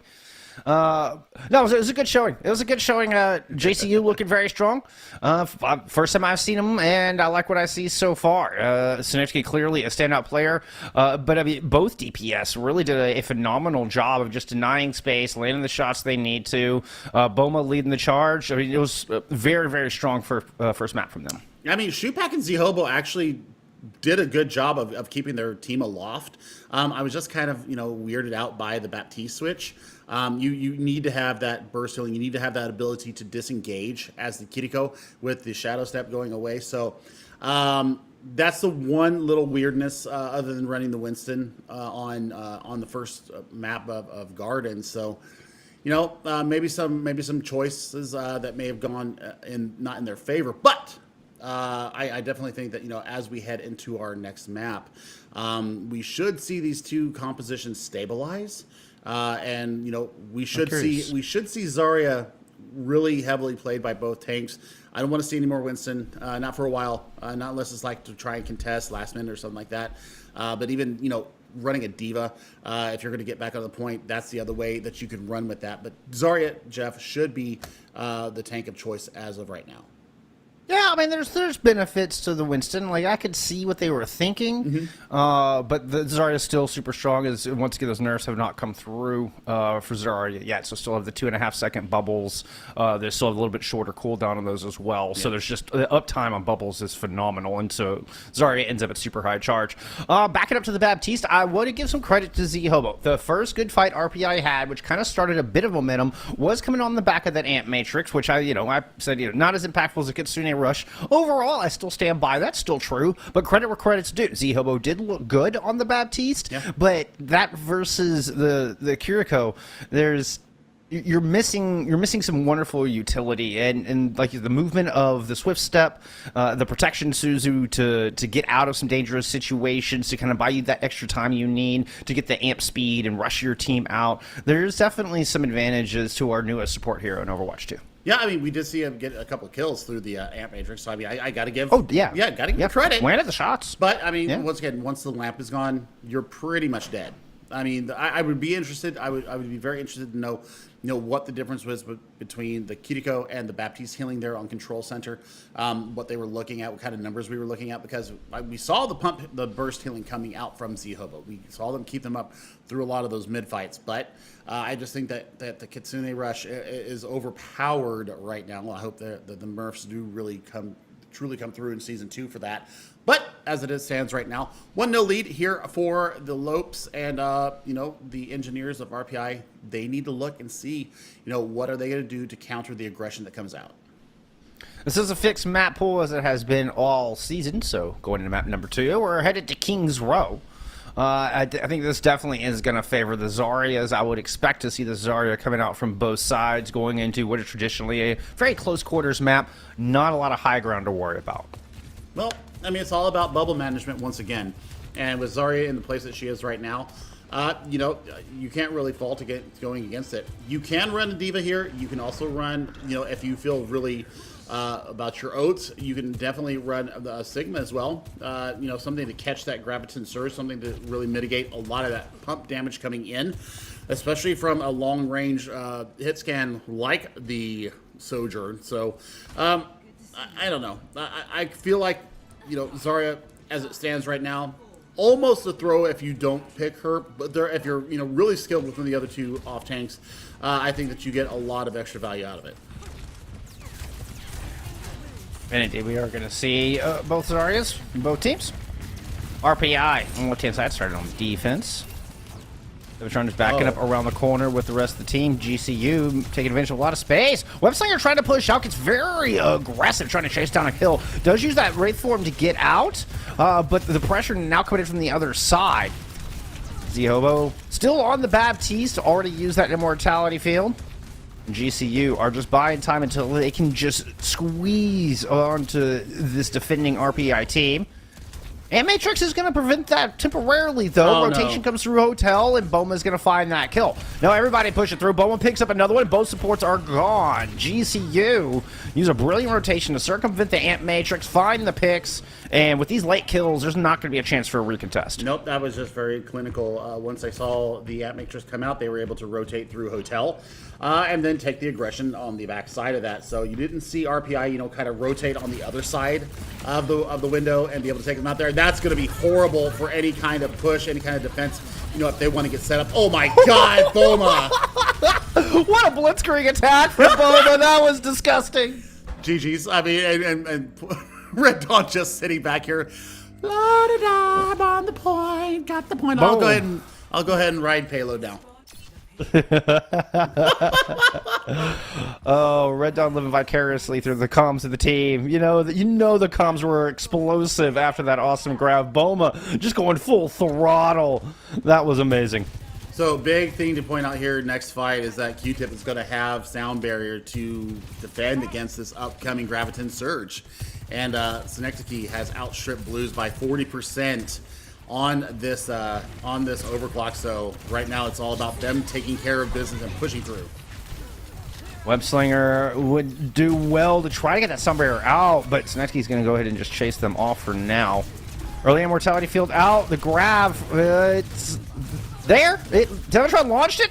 It did look like anybody was caught in it. Q-Tip did throw a sound barrier out, and he kept GCU fighting through this. Now those ults have faded, and there's still no casualties from either side. GCU playing slow, waiting for NECC to get that kill. Ant Matrix is very far forward. GCU are just going to run past it. Tevatron's able to get one, but the Death Blossom answers back. Both DPS now absent here from GCU East, from GCU Esports. I had it right the first time. Boma. Gonna try to close this thing out. No DPS, doesn't matter. Throw in the Graviton Surge. See what you can get. Z-Hobo is gonna be the answer to that one. Now in a bit of a duel against Tevatron. Tevatron super low, over 400 health left for Boma. Easily wins that fight. That one was down to the wire. GCU able to pull it out in the end. Well, I mean, it did pull the support ultimates out from RPI, so that's going to be a big boon here for GCU as they push into point C. There shouldn't be enough time for a recontest. And now it's going to be about Blues landing headshots here with this upcoming overclock. Sprinkerville finding first blood as we move into the Foundry. And once again, RPA are fighting on the back foot. Billy, I feel like they have had so many fights where they've basically started off 4v5 or started off at a deficit. And GCU are just able to continually put pressure down, keep them off balance. Finally, Webslinger is able to answer back, looking for a place to use his Death Blossom. Bubble is there. Death Blossom is good. That's going to pick up one. NECC will eventually fall in the end. A very much needed clapback here from RPI. A sigh of relief, even. They needed to stop the aggression, and they needed to stop it at that moment because it was just a train coming through the streets of London here. But RPI are going to be running into a Kitsune Rush and a sound barrier coming out from GCU in this next fight.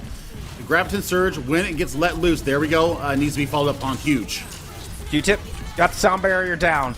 Everybody survives for now. Boma's still low. Ooh, Red Dawn. Dying Wish. Put out that Kitsune Rush, but Tevatron just holding the line back here. Takes down Boma, who has been an absolute lethal presence on the battlefield. And Twinkerbell's just going to reset. Nicely done. RPI survived the important ultimate. Yep, and that's absolutely fantastic for them. So, Shoepack asking why he didn't get booped, or why he didn't get the boop credit for taking them off the map. But they will be running into quite a few ultimates here. There's the first one, the Graviton Surge. Yep, bubbles are used. Wraith form is out. Unfortunately, Tevatron, they do not have such a tool. Even the sound barrier out from RPI, but they're already down one in this fight. There's no tank, and now no Reaper. It's Shoepack just trying to stall for as long as possible in hopes they can get a quality fight here at the end. Well, Tinkerbell's gonna be sneaky edgelord and try to get in there with the probably with the teleport and see if they can get behind the line here and let loose this Death Blossom. Well, they're just gonna hold the door. Oh my, that's gonna be huge! That's a 4K there for Tinkerbell. Give him the ace. Oh, what They took a the ace welcoming! away. What a welcoming! Hello, come on out. Welcome to your doom. GCU Esports have claimed Kings Row with a massive time bank to boot. NECC needs to go in timeout right now for taking away the ace. I'm gonna harp on that one for a few minutes because had him in the side, had to reload the Hellfire shotguns, and then NECC said, "I'm ending this. This ends now," literally from the NECC. But 234. Time bank for GCU. The Lopes are looking very much in control right now. We did see flashes of beautiful team play, though, coming out from RPI. When they have the ultimate rotations in their favor, when they're able to set up, and give themselves a minute to breathe, they're actually playing quite well. It's just the fact that GCU have their foot on the accelerator and they're not letting go. So we shall see. As far as the defense coming out for GCU, no changes there. No, IQ tip decided that they were just going to end it now and go 4v5 into this first map, into this first part of the map. But yeah, Shupak talking smack out the kid. You love you. That's the rollout. Oh my god. And, you love to see it. You love to see it. But IQ tip will be getting back in just any time now. But RPI. Let's see if they're going to stick with this Winston. As you said, there are ways to control the healing, which is one of the main functions of the Winston bubble and, what the current meta is. Really need to see what they're going to be able to deal with it. And if they're going to be able to enable Tevatron to get in and really take care of these fights. It's so tough, though, because you have to make sure to not charge the Zarya at the same time. So the idea there is, and you can already see, look at the beam coming out of Boma. I mean, just like immediately an 80 charge as soon as the fight began. But the idea is, if you can keep the Zarya at low charge and deny the healing, then you can focus them down. But Boma's is so good with this bubble management. They seem to be at full charge at all times. Well, now this is going to be an acceleration onto the point. Yep, there we go. Taking down the primary source of their energy. And now they're just going to clean up the fight, Jeff. That is comprehensive. Nice little swift step to get themselves out of trouble, but Zehobo is not able to get back to spawn. So, that's almost a minute off the clock here, Jeff, and we have seen barely any kind of a look at the point from RPI. Oh, yeah, they've not even made it to the Mondada statue. Struggling to get in the front door here after their first attack, but you know what? They got a couple more opportunities. See how they adjust. Right up the gut once again. Webslinger falls on the approach. Webslinger, I think, was one of the standouts on the defense, able to help win that 4v5 on point C. That really bought a lot of time. They don't want to push without him. Well, I really want to see, when they decide to deploy this Graviton Surge. Tinkerbell getting out of there in a hurry. Now, we're just looking to see the build up towards any kind of fight there. That is just disgusting out of Boma. Yeah, they were almost able to survive it with protection Suzu coming out of Z-Hobo, who has decided to abandon the Baptiste, but alas, it was not enough in the end, and Boma gets another just crucial grab. It's been the Boma show so far, and looking at the the Kitsune rush that's about to come out from both sides. Who pops it first? That's going to be who gets the fight win. Eventually, Z-Hobo might want to pull the trigger on this one. Oh.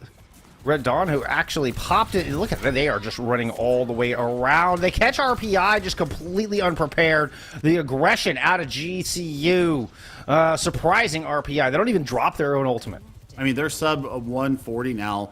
And, I'm looking at Tevatron. Still doesn't have still doesn't have the Primal Rage online. Boma has had a fantastic grab already. There's the, oh my god, the teleport in. Coming in from Tinkerbell just takes care of all the fight there. Yeah, Shupak was able to get the Sunbreaker down and finds the kill on the Synecdoche. So a brilliant move from Shupak, keeping him in this fight. Now it's a 4v4. Z-Hobo will invest the Kitsune Rush to try to close this out. So beautiful work from both the supports out of RPI. Primal Rage, and not a whole lot of kills go through. Finally, Tevatron is able to muscle him down. Blues is going to pick up one as well. Tevatron did find their face staring down the barrel of a pair of Hellfire shotguns, but alas, they will get the point nevertheless. Yep, and I mean, that's a great fight win for them. The early sound barrier that came out from Shupak absolutely enabled them to take that point and withstand a lot of the barrage coming in from GCU. So GCU, that while they did have a good, solid defense there, finally in the end, it was just about the sound barrier engaged, using it aggressively, and I don't hate it. I don't hate it at all. Oh, that was an amazing sound barrier. That's one of the best ult usages we've seen from RPI yet on the day.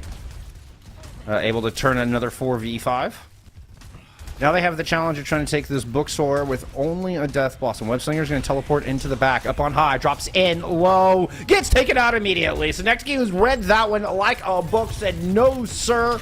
Get on out of here with that. We are not having any Death Blossoms. All your flowers will wilt and melt away as RPI go back to spawn. Are they going to go touch the door? Are they going to? Nah, they're going to go ahead and pull back. Shupak is just kind of hiding out here. I don't want to go out and face them, mommy. I don't want to face the bad man. And Shupak is kind of the key to get them on top of GCU right now. So I'm looking for Kitsune Rush to start this fight at Archway and see what they can get out of it.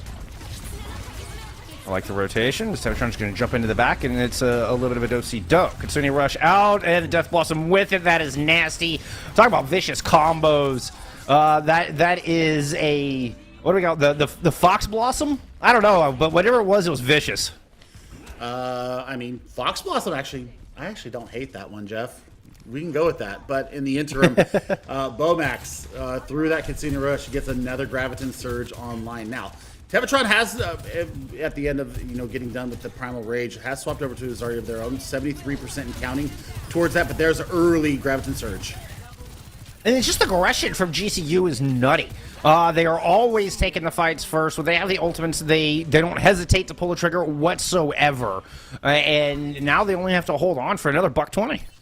Well, they are going to be facing a Kitsune Rush coming out of Z-Hobo. So what can you build up into this? I think that, I saw a combo earlier today with the Kitsune Rush on top of a sound barrier. They were damn near invulnerable when they went through with this. So, I mean, if they decide to pull that kind of a combo, it could actually be really good.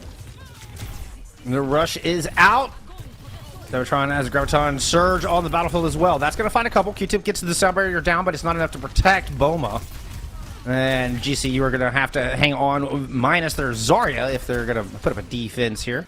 Looks like Q-Tip is just going to bail on out of there. The rest of GCU looking a bit scattered. So NECC is still putting some shots in from behind, playing very far back, playing very safe. And they're letting this cart get a little bit of progress while they're waiting for Bowman to return from the other angle. This is going to be an interesting fight here on the back of Point B. Well, Sound Barrier should be able to boost through them through this fight, and they should be able to push it over the line here, unless they get Ajax, which they did not. They almost did, though.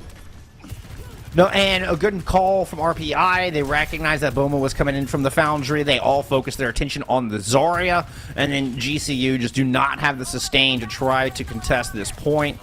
You do have a couple of members up on top on the catwalk that are going to stall out for a little bit, but without the tank, it is just way too difficult to try to tank this. And it took till overtime to make it happen, but it is looking like RPI will, and there it is, add 90 seconds to their time, 2 points on the board. Well, GCU are going to have Kitsune Rush coming out the gate, and I mean, when you burst that through, you should get Overclock and Death Blossom online, Jeff. So this is going to be a bit of a difficult fight here for RPI, unless Webslinger. Webslinger might be the impetus for them to get the full 3 points here and see if they can get something out of this.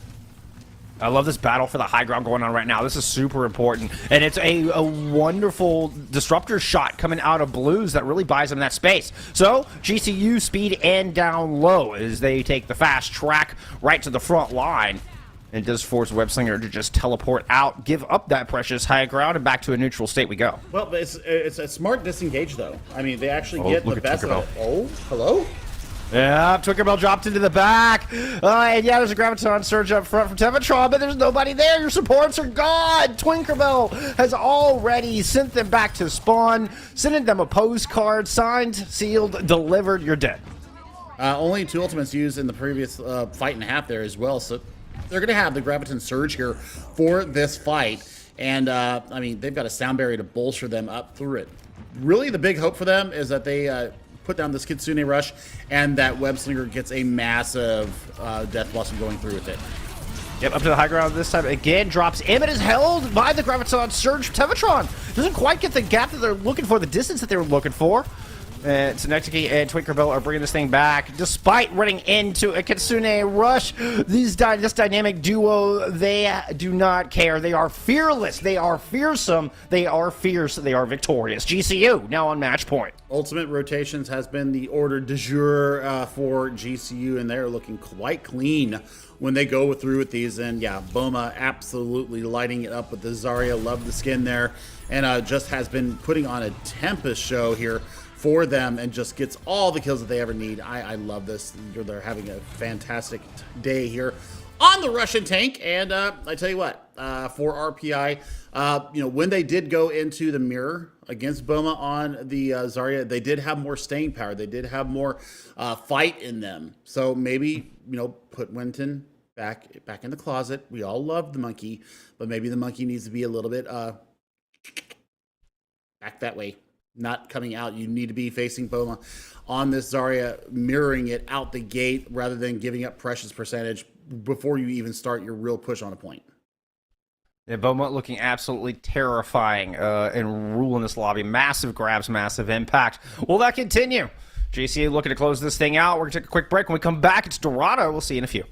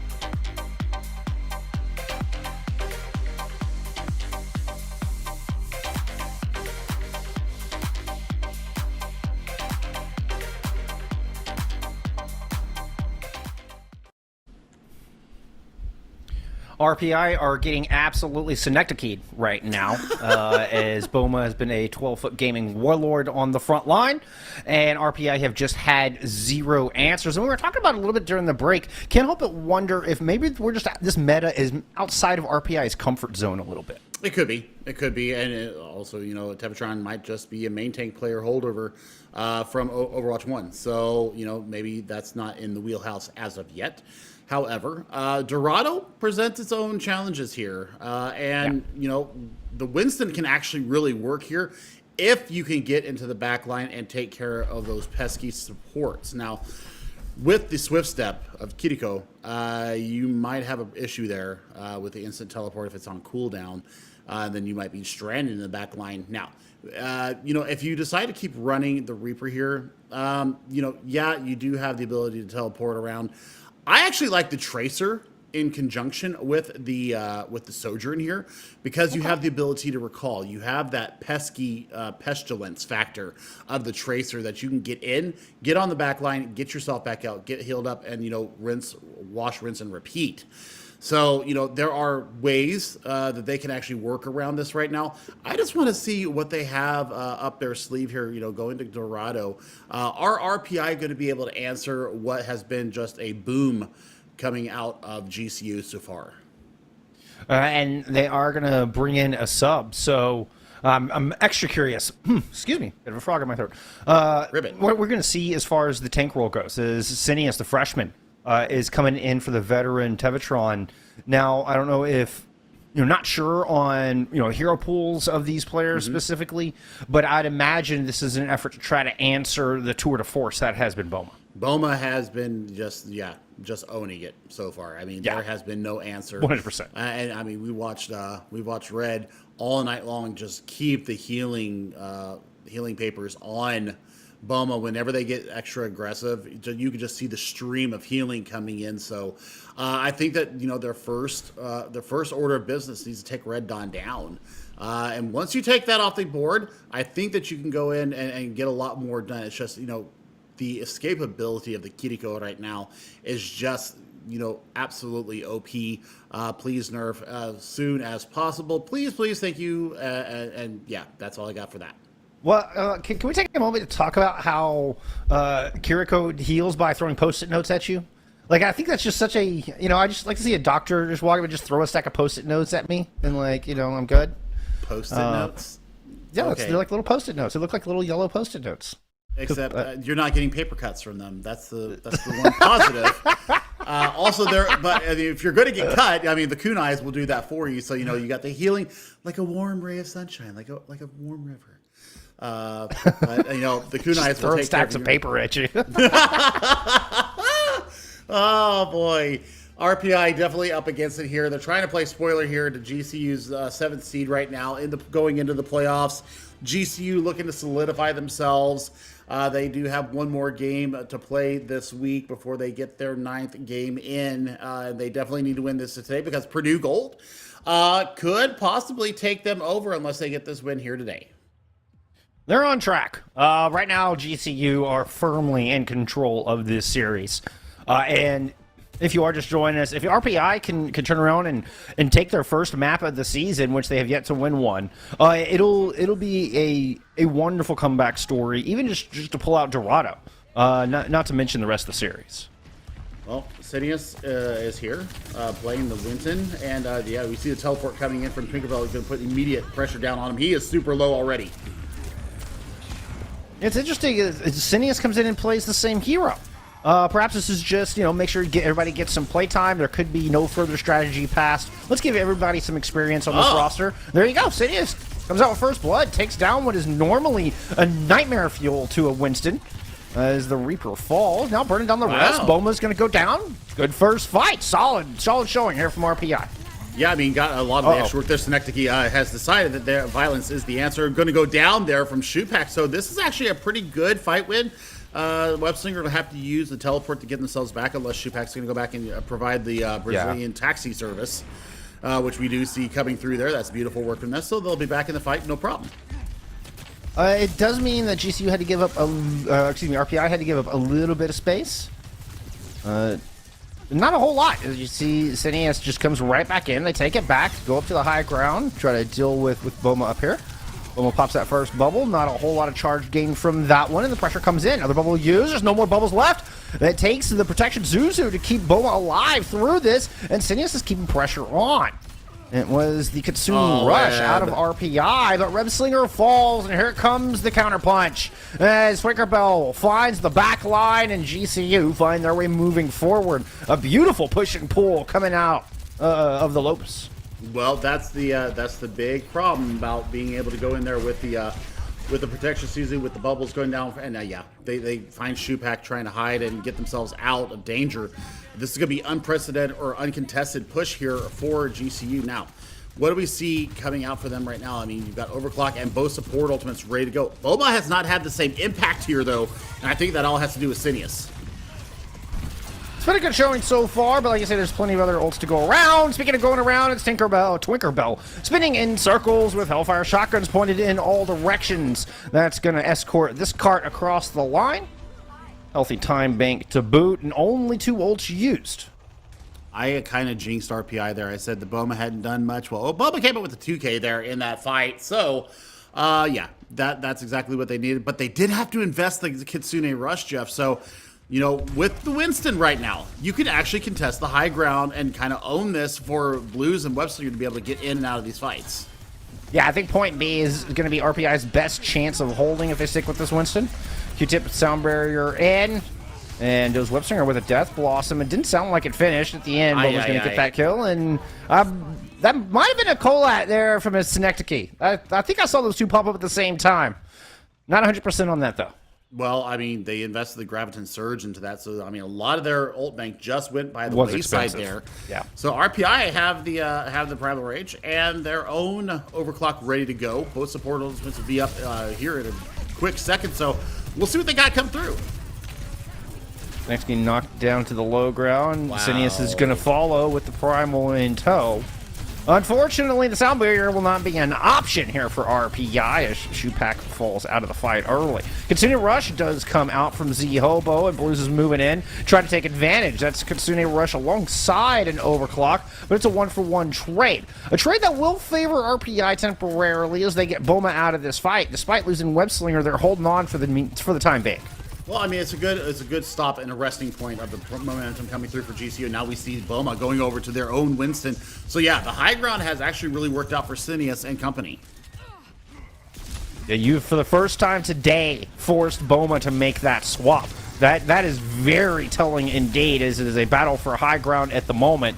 Right now, it belongs to Sinius. They're going to go ahead and drop down at their leisure. Boma doesn't last long, facing down RPI. As the focus fire is good, they're going to chase down the Red Dawn as well. So low Z-Hobo finds that final blow. Nicely done here from RPI. This is looking much better. The strongest we've seen them all day. Well, they did invest the sound barrier into that fight, though, Jeff. So they don't have that moving forward. And they're facing double support ultimates from the Lopes. I mean, it's almost a full 5-pack of ultimates here for the Lopes as they try to round the corner. However, Webslinger, closest for RPI as far as ultimates go. You'll think that they're going to hold the sound barrier in reserve for that Death Blossom coming out. But Sinius, I mean, if they get another Primal up here in the interim, this could be huge. Kitsune Rush alongside Death Blossom out early. And it's going to be a return from Webslinger. Oh, but no. Webslinger gets shut down, doesn't find the same value as Twinkerbell, and the DPS of GCU are holding down the fort right now. Sound barrier comes in from them as well. So that's 4 ultimates into this fight from GCU, and they haven't won it yet. There's a Kitsune Rush out from Z-Hobo, who will eventually fall. Primal Rage chasing down Synecdoche. And it looks like RPI will peter out here towards the end. They held on through what was, on paper, an impossible fight. That was close, Billy. That was close. That was fine. I mean, it was a fantastic work out of them. I mean, looking at the time bank coming in here to point C, I mean, GCU is not going to have much time. 2:15 as they get here to the opening of the hangar bay door here.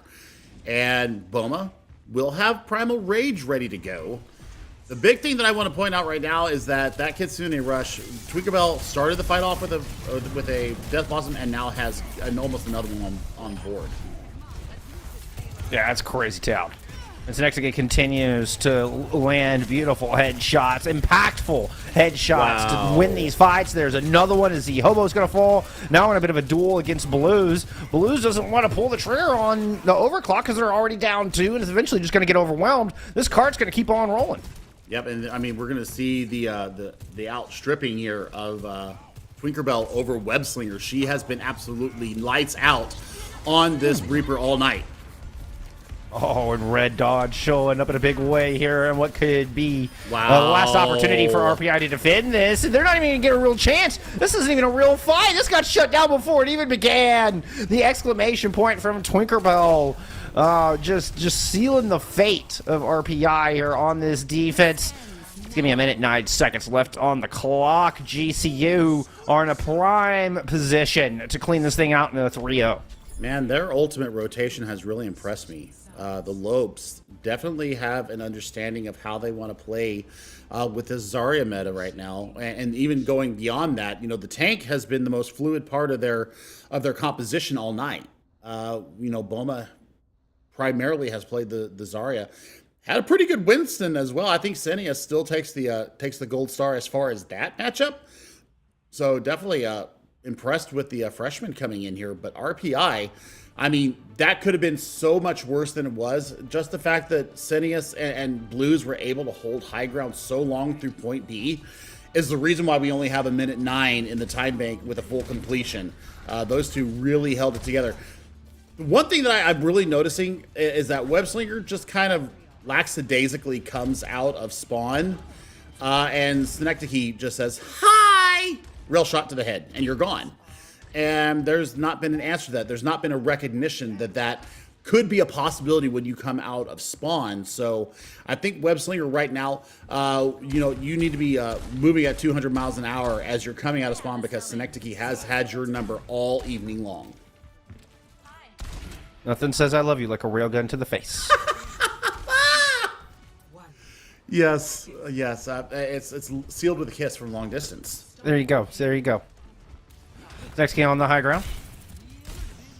In fact, all of GCU holding up on high ground for the moment. Z Hobo with an interesting pick here. Coming out with the Ana. I don't mind it. It's able to heal the Winston from long range. Of course, the nano onto the Winston is very powerful as well. Nice boot from Q-Tip there. He's going to keep Sinius off the high ground. But yeah, that anti... It did some work, but unfortunately Webslinger outstayed their welcome trying to follow up on it. And GCU are able to win first fight here for their defense.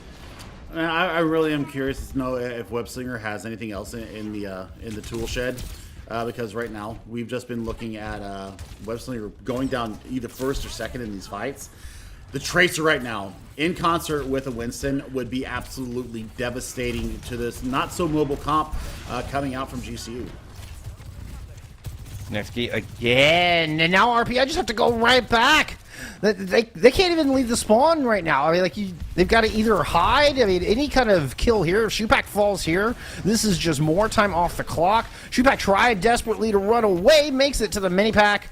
Looks like GCU are just going to give up chase and let Shupak go on their way as Sinius returns to the fight. Once again, Q-Tip denies access to this high ground, and Zexky sitting up here with a fully charged rail. Launches that, but it's a primal, or excuse me, not primal, but the nano on Sinius as they move to the high ground, able to pick up Synecdoche. Now looking to take down Boma. Boma's sitting about half health. Bubbles are already used. Nice jump. Boma's getting low. Second bubble's burned through. The Winston bubble's denying the healing coming out from the Afuda. And Boma could not get topped off. Beautifully done there from RPI. That was textbook on how you make the Winston work. Well, I mean, that's fantastic. And the chase was there as well. RPI went in with their Winston. You saw Shupak there aiding and embedding along the kills coming through, and Obama coming back with their own Winston. Yeah, they got back in quick, didn't they? Oh my goodness. And look at this, a long-time concerning rush. Oh man, I would say, okay, I thought it was a textbook way illustration on the Winston over the Zarya. Well, there you go. That is a textbook retake coming in from GCU. Snexky lighting up the feed. Jeff, Boma just switched to Winston, by the way. 72% to Primal. That's how much that Kitsune rush is overpowered. And, I mean, they used it to absolute perfection. Sinius is probably going to go down here. I mean, to be fair, Boma had a default 30%. Didn't go from 0 to 77, but still impressive. No doubt. Oh, there it is again. There you go. Oh, Webslinger has just been struggling to catch up with the rest of the team. NECC has absolutely had their number. GCU gonna back up. There's only 0.89 meters before this cap here, so they got to be very cautious about the back cap. Don't want to C9 this thing. It's gonna be a sound barrier out from RPI as they look to push forward. Winkerbell in the back has the Death Blossom ready to go in. A bit of a duel up against Webslinger at the moment. Shupak goes down. I did not see that sound barrier come out. They're set at 1%, so I think it did, but not going to have the impact that RPI is hoping for. As Boma is now here with a Primal Rage. It'll be very difficult to kill in all of this. It has been a bit of a back and forth, but GCU have the edge at the moment. Sinius takes down a big anti. big anti as well. Oh no, Sinius gets killed at the very last. What is Webslinger going to be able to do here? Launches the Death Blossom into a Wraith form and a bubble with NECC looking, well, providing some Overwatch with that railgun. Haha! Aha! Oh man, last fight here. 10 seconds on the clock, and that was just a late death coming out of Webslinger. That was probably ill-advised. I mean, you probably wanted to say that for this next fight. Instead, you just stagger yourself out. Now it's going to be a broken fight. Synesius has to give themselves over to the cause. Only a mere 6-7% away from the Primal Rage. This is just done and dusted. A better showing from RPI here in map number 3, but it will not be enough to overcome the force that is Grand Canyon University. They will close it out in a 3-0. They finish off the regular season 3-5 and should be able to hang on to that all-important 7th seed. It just depends on what Purdue does, honestly. But I mean, fantastic work out of them.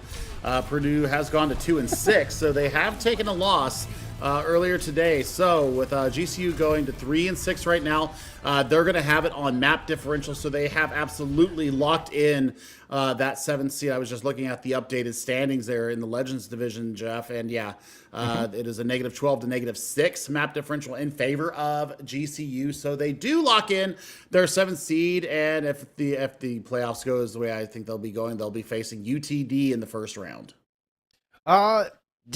Yeah, that's entirely possible. We'll talk about the implications of that match coming up. UTD and Northwood are your 2nd and 3rd seeds. GCU moving to 3-5 after this win. So they lock that in, and yeah, hopefully for them, they don't have to face Redbirds, which is a big boom. But hey, in the interim, they can celebrate a good victory, a clean 3-0 here for their 2nd week in a row. They took the 3-0 over Purdue last time. Solid showing from GCU. You know, this is their first season at NECC. Not a bad inaugural season, Billy. Not bad at all. Not bad at all. I mean, when you get up to this level of competition, especially the Legends division, I mean, this is the highest tier that we have. This is, the 4.0 and above, ELOs. And I tell you what, seeing what we saw out of them, they definitely understand how to play the game. I like what I've seen out of them. The Zarya composition definitely works for them. Seeing Boma bring out the Winston as well was fantastic. I love to see the diversity in the tank department. So I don't know if the patch is going to come through come playoff times. I think it might. But in the interim, I mean, showing, that you do have the Winston in your back pocket, especially with the upcoming meta, is going to be huge for them. We'll just see how they fare in the playoffs, but still, hats off to RPI. They gave a really good go of it. They had some moments of brilliance. They had some flashes of just absolute fantastic team play, but they do go down 0-3, and we have to say goodbye to them for the fall semester. Yep, I hope to see them back in spring and come back stronger and learning. I know it was a rough season for them here in the fall split, but hey, chins up, friends. Y'all definitely got a lot of talent over there, so don't be discouraged. Don't be discouraged. Come back stronger.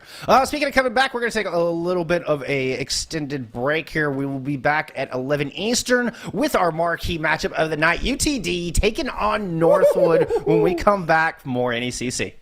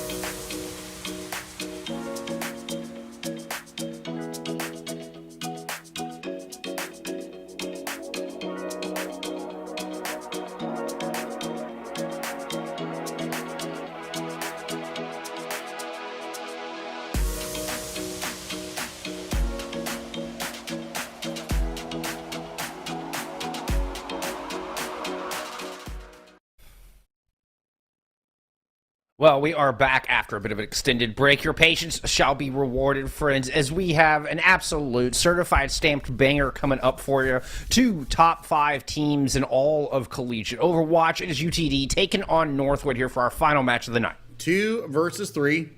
Last game of the regular season. This is all for seeding going into our fall split playoffs. UTD coming in only with 1 loss on the season. That is up against CVU, Converse Esports. And then on the other side, Northwood Esports. Definitely a powerhouse in the collegiate ranks. Come in 5-2. Kind of surprising, to be quite honest, with the loaded talent that Northwood University have. No less than 5 people playing in contenders. All 6. I mean, all 6, but I'm counting the starters right now. I mean, there could be a rotation as well, but I mean, still, the talent is there. You see the difference there between the two. I mean, there's not much separating these 2 squads. So this is certified banger. Now, I will say that if I remember correctly, looking at Northwood, they've already taken a loss tonight to Redbird Esports to get themselves. One of the teams took a loss to Red. Yeah, it's UTD that took the loss to Redbird Esports earlier tonight. So, man. I'm definitely going to be looking at where they're coming out now, what their mindset is. Maybe they were just preparing for Northwood University, making sure that they have all their guns firing on that, not maybe wasting the mental on the number 1 team that's just clear and ahead above everybody else right now in the Legends division. So this should be the banger of the season. Yeah, UTD sitting at 6-2 coming into this. Northwood looking at 5-2 coming into this. And I mean, Northwood started off 5-0. As we would expect from this squad, ranked number 2 overall by the Overwatch Collegiate Ranking Association. So that is a panel of professionals that are very involved in the collegiate scene. They have Northwood ranked number 2 in the country. And well, they start off so strong, then they drop 2 in a row. Okay, dropping a match to ISU, you know what, to be expected. Like, they can put up a good fight to that, but that's not one you're like, okay, ISU are head and shoulders above the rest of the competition at the moment. Dropping a match 0-3 to Converse, that's the one that worries me, Billy. That's the one that worries me, but you know what? They may have had an off game. They may have not played all their starters. I mean, it happens. Happens to the best of us. I mean, there's any number of circumstances that could have gone around that, and they may not have played their starting 5. Anything could have been. So we'll see what's going to happen, but the big thing right now is Calman is playing for NECC Contenders NA. We're looking at Boat that has been played for Region and Drifters and Dice Gaming. Dynasty impressed me with GeForce. We remember them the last ride. So, I mean, this DPS and the support squad for Northwood should hold them through. It's going to be a toss-up between Calman and Seasons in the tank department for Northwood. But our friend Louie, our good friend Louie from UTD, we've had him on our own podcast before. We know that this team is ready to fight. And Petal and Cashier are going to have to absolutely own on the DPS department to decide who is actually going to win this matchup. I think it's going to go all 5 maps. I think that we're gonna have a certified banger on our hands right now. And you know what? I mean, it's been the time of year where there's been a lot of competition, Jeff, and there might be some mental fatigue going on. There might be some fatigue, getting ready for contenders, which is starting up in NA very soon. And all the contenders around the world is about to start up, relatively soon. So there's lots of extra scrim blocks going into that. So there might be a little bit of mental fatigue here in the collegiate scene where, they may be focusing a little bit more on the contender side of things. But, everything will be settled out here. I think the competitive streak will hit them here. And like I said, I'm anticipating 5 maps. And if I don't get 5 maps, I'm going to consider it a bust. And I'm going to be very upset with both teams. Indeed. And, we've talked about UTD a little bit. We'll have the Khan brothers starting us off at DPS. They're not actual brothers. They just share a last name. And Petal and Casher. On the other side, though, I would like to highlight this support line for Northwood. Yamitra and CJ coming in and filling some big shoes. Northwood lost Lep and Landon, who helped propel them, to the top of the heap last year. Both of those support players going into the Overwatch League.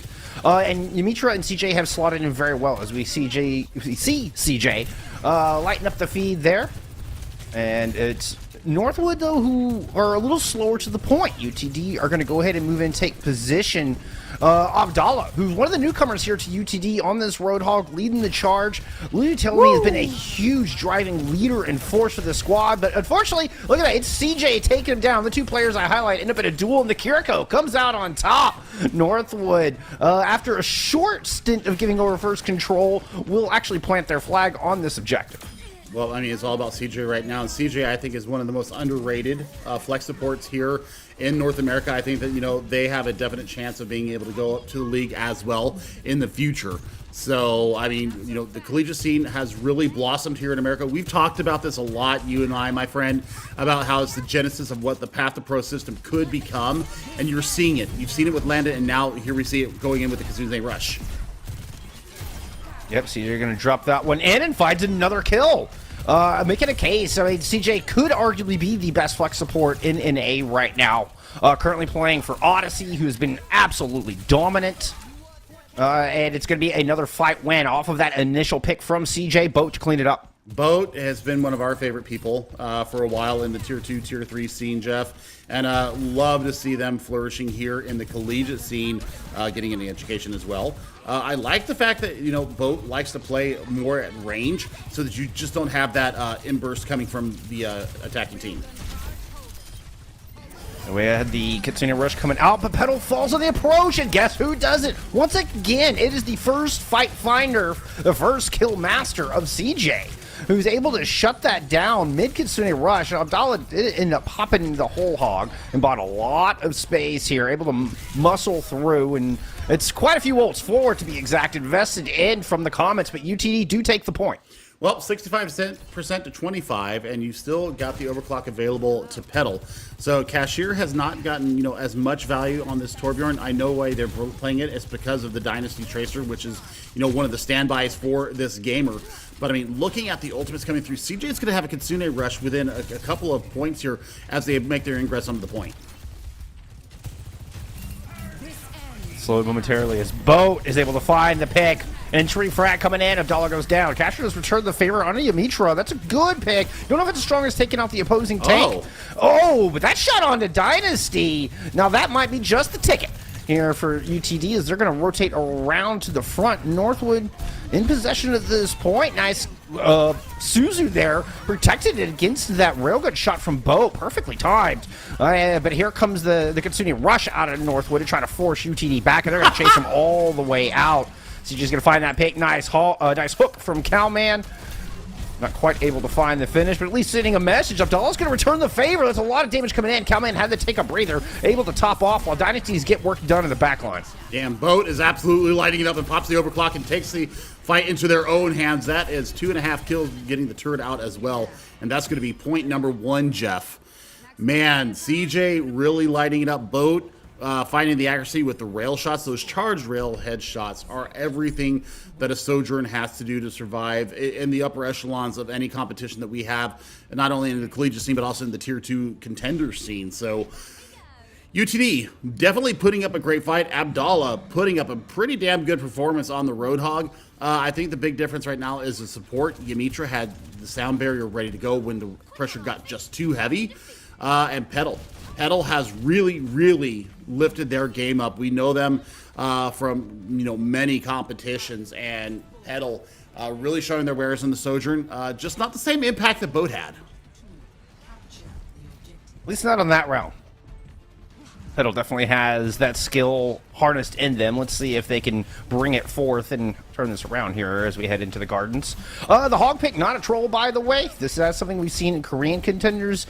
And as the meta has started to shift, and Abdallah's going to win that battle of the Junker Scrap Slinger. What a hook. Nice hook there. Oh, that was filthy. Landed that right on the bow. Pulls him out of the sky. Casher with the finish. And a strong start here for UTD. Yeah, that should be first point capture, and, you know, Yamitra kind of playing a tricky trickster around the edge here, but look at this. I mean, the contest coming through from Northwood. Nobody's captured it yet. There it is. UTD finally takes it, pushing off Yamitra. And yeah, Tinspire landing that kunai in the back of Dynasty's head. I mean, it was CJ once again who almost turned that fight around with a crucial headshot pick. In the end, UTD is able to hold on.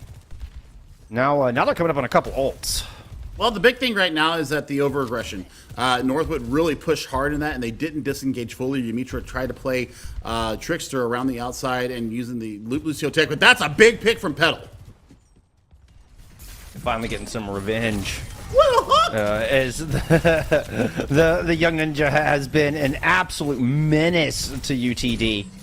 And Petal had enough. Good hook from Abdallah. He's going to follow it up with the whole hog. Cowman goes down immediately. Now just sitting waiting for anybody to come out. That was cheeky. I liked that. Clever little move and hoping somebody would come out, but Boat was not fooled. Able to take him down. 50% on the board here for UTD as they're pursuing a backline threat, which I presume to be Dynasty on this Tracer. Boat's going to try to pinch in from the other side while Dynasty is able to find a kill. So Northwood's DPS still dancing around this point. CJ is going to teleport into the pack. Swift Step, to be accurate with the naming convention, has a Kitsune Rush ready to go, and Northwood have actually grabbed the point. That's actually fantastic work for them, and it was all on the back of the mobility of Dynasty. Oh my god, just get blown up by Petal. Dynasty couldn't quite get out of there, and Kalman couldn't quite land the hook. Now Tinspire comes through with a continuing rush from the back end, but Kalman pushes everybody away. What a beautiful use of the whole hog. One of the reasons the Roadhog is actually viable is shutting down this Kitsune Rush, which is arguably the most powerful ultimate in the game right now. Kalman just completely negated it. Yep, and I mean, that's fantastic work for them. You know, you couldn't layer anything on top of it. I mean, just the pure brute race that comes through with it, now they're going to have to back out. Oh, this is a beautiful attack from UTD. Petal's found one. The aggression is there. Petal's going to pick up another, and Casher's moving on to point with his Molten Core.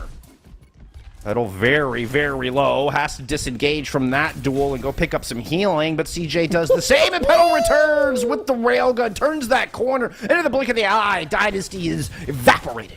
Well, I mean, UTD had to expend a lot in that fight to make sure they captured it and moving towards upwards of 75% now.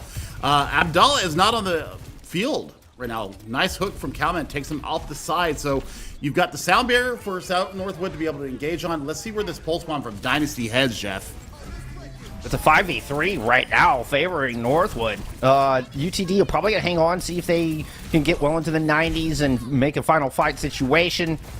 It is going to be a nice little hook that takes Dynasty out, and then UTD are just going to back up, regroup, and see if they can take advantage of that. Try to make it back into the fight before Dynasty returns. You know, it's 92%, so it's final fight territory here for the Comets. Northwood still have a hold of that pulse bomb. They're also going to get the Kitsune Rush here with any amount of damage being taken by Northwood. So Abdallah is going to have to really negate this with their own whole hog. I mean, Petal has been just hot as coals, though, and is about to come up on that has an overclock, should I say. Pulse Bomb whiffs out of Dynasty. That's the only ultimate gone. Well, Kitsune Rush invested as well. UTD slowed as they don't want to enter into White Room, facing down the double attack speed, movement speed, and cooldowns. Coming out. But now they are free to move in. Abdallah finds the pick. No tank on the battlefield here for Northwood, and then Abdallah has this whole hog ready to go. Tinspire unleashes the Kitsune Rush just before CJ puts a kunai right between their eyes. It is UTD who have point presence at the moment. Calvin has to come back on the ball. Is immediately just blown into scrap and added into the Roadhog gun. Overtime is going. Whoever wins this fight will win this sub-map, and it's looking like UTD are going to take it and send us over to Control Center. Dimitri gets taken down. Still a little bit of a stall coming through from Dynasty, but tried to desperately use an overclock to bring this thing back. No such luck. UTD will not be moved off of this point. We're going to round 3. Abdallah wins that round. As far as the tank battle going on, landing hook after hook, using the breather very sparingly, and has just really established themselves as a contender up against Kalman. So Kalman right now needs to think about what kind of a tank will deal with Abdallah right now. You got to bait out the hook somehow because Abdallah is not missing, especially on Gardens there. Night Marker was a little bit of a different story. Kalman definitely had the better of the tanks there, and I like this pick. The Donkey Horse coming out from Northwood possibly. Definitely is going to be able to withstand the hook landing from Abdallah. You'll also be able to negate and mitigate the damage coming in with the Javelin Spin. No, not to mention you also have the Fortified. So it's definitely a strong pick. Oh my Those god, javelins can do a Tinspire! ton of damage as well. Yeah, that's not an easy kill to pick up. Good opening pick there for Tinspire.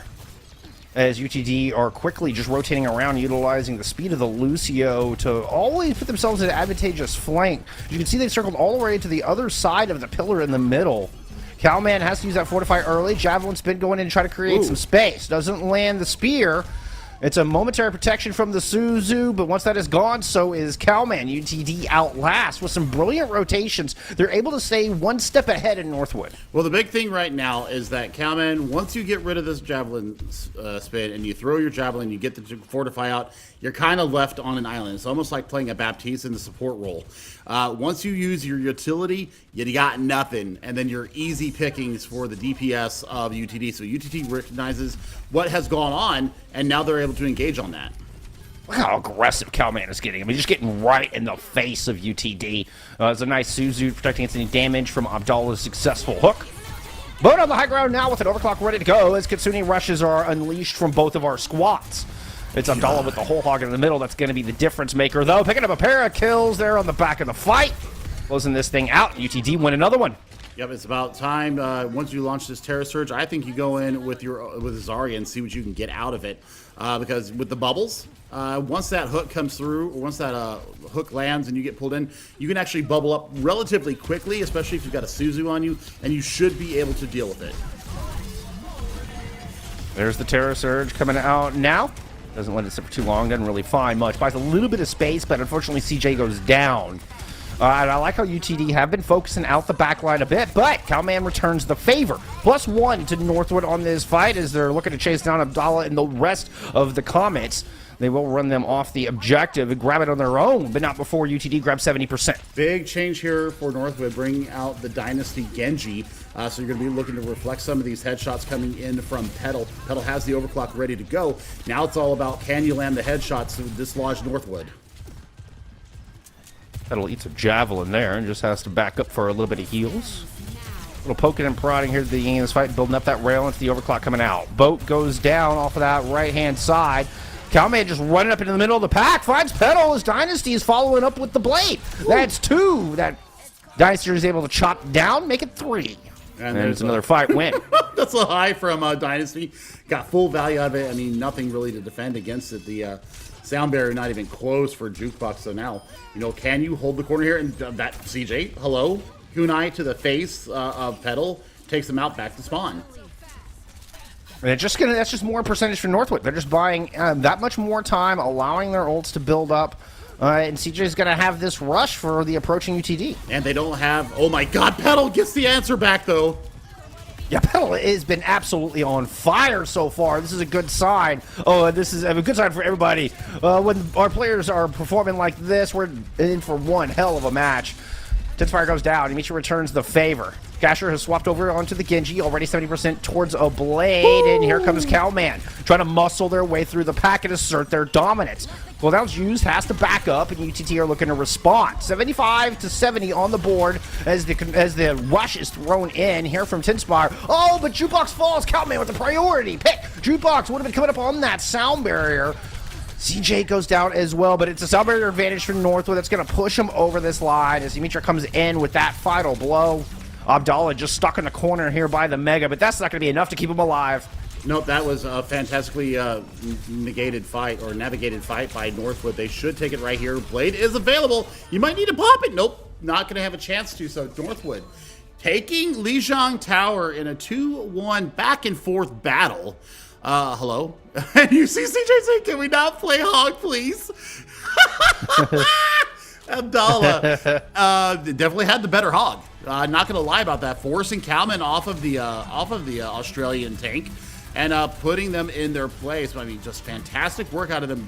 Battles with that beautiful Kitsune Roosh, Jeff. I mean, if that's any indication about what we're about to see here, both teams are primed and ready. They got their warm-ups in. They got their non-sponsored gamer fuel in them. They've got their cookies. They've got their drinks. Everything's fine. They're moisturized. They're staying in their lane. They are flourishing. Yeah, I couldn't have put it any better myself. I mean, UTD, they kept that really close. And I want to take a moment to highlight some players here that we didn't get a chance to talk about at the top of the broadcast, or at least the top of this series. And that's Tinspire and Jukebox. Yep. Traditionally tank players for this squad. And with the move to Overwatch 2, the two seniors have moved into a support role and do whatever they need to support this team. We've heard they're actually pretty darn good supports, always has been, particularly on the Lucio. And so it was an interesting thing that I wanted to point out. They have a couple of freshmen, well, not freshmen, a couple of new players in the support role that we probably won't see on the battlefield today, but it's these veterans in Jukebox and Tinspire that are kind of helping encourage the new players in the future of UTD to step up for, in semesters to come. Well, I mean, you saw Tinspire showing up in the kill feed quite a bit. Those kunais were landing headshots. Yeah. Repeatedly. So the aim is there, not typically known for tank players having aim, but hey, now that they're on support, now who knew? I mean, I don't have any aim. I can't play Orisa like that. Calvin putting up a pretty damn good performance on my beloved donkey horse, and I tell you what, this is going to be a certified banger. You already called it. We're already seeing it. And now, when we head into our next map, I mean, this is where I think the rubber's going to hit the road. Do we see Zarya come out? Do we see Winston come out? It all depends on what these two teams are feeling comfortable with, especially on the patch that we are, and with the changes that are coming through. Are they going to take this advantage, here in the collegiate scene to kind of get themselves ready for contenders? Well, and for what the Contenders meta could be. We've seen a lot more variety. I'm thinking of Contenders Korea at this point. As I mentioned earlier, that's when we first started seeing the Roadhog being played. And it's created this interesting rotation to where it is not always a mirror matchup. We're getting a little bit more as far as counters are concerned. You can use the Winston to soft counter the Zarya in ways that we mentioned in our previous series. We saw RPI try to do. And then, I mean, if you see the Winston come out, then the Roadhog is super strong against the Winston. That's where the Roadhog came from, was being a direct counter to the Winston meta that we were seeing. So, and the Zarya, like you mentioned, with the bubbles, good against the Roadhog. It creates this wonderful rock, paper, scissors. It's not that hard and fast. It's not that cut and dry, friends, but there's definitely elements to that rock, paper, scissors between those three tank picks. And I think that Overwatch 2 has absolutely built that into the game. I mean, this is a better game than Overwatch 1, and we were all scared about, we're going to 5v5. Oh, hell no. But now we see what's going on, and I mean, it is absolutely changing for the better. The other big thing that I'm looking forward to, if this Roadhog meta does somewhat make its way to NA and here in the collegiate scene, is are we going to see the return of Ana? Because the anti is absolutely massive. The sleep is absolutely massive as well. Yeah, the thing that makes Ana so tough now is Kiriko. I know. The Protection Suzu cleanses the purple. And it's just immediately devaluing Ana's strongest cooldown. Like the strongest part of her kit is just immediately negated. Have you noticed also just a little bit of fiction here, or what I'm seeing is that the hello from Kiriko is the same as what you see from Genji. Yes, they do the same movement. I mean, they all trade together. But hey, I'm looking forward to that bit of lore. I love it. I love it. I love it. We are getting the Orisa versus the Zarya matchup, talking about our tanks here. And Northwood on the defense, able to find a couple of wonderful kills at the hands of Boat. Boat low. Dynasty does fall, so it'll be an opportunity for a power play here, but Abdallah's got to survive. Not looking likely. No, Boat will find that kill, but Abdallah takes down Cowman as well. So these, with a close spawn, UTD could be in a good position here. Yeah, especially with the burst killing that's coming out from Jukebox there. Definitely put the screws to Northwood. I mean, Northwood have to really wait back here. You see Dynasty up on the high ground, going to be able to touch before that second tick comes through. Oh, what a smart move. I was worried that Dynasty was going to fall and stagger themselves coming in so early on that fight, but they're able to take out Casher before they can really get set up on the point, and it made for a much easier retake. Northwood are able to come in and only give up one tick. Oh, the swap has gone off the Orisa now, and now we have the Roadhogs, and now this Zarya versus Roadhog matchup is going to be absolutely in their favor. Yeah, I think Abdallah's got a bit of the edge in that matchup directly. Nice little burn down on the Boat. And it was a quick little back and forth, and UTD wasted no time getting back on this objective. They're going to get this car out of the garage, and they'll have a pretty pretty healthy time bank to boot. Well, Graviton Surge and both support ultimates. They're running with the Baptiste here as well, so the immortality kill is also going to be huge.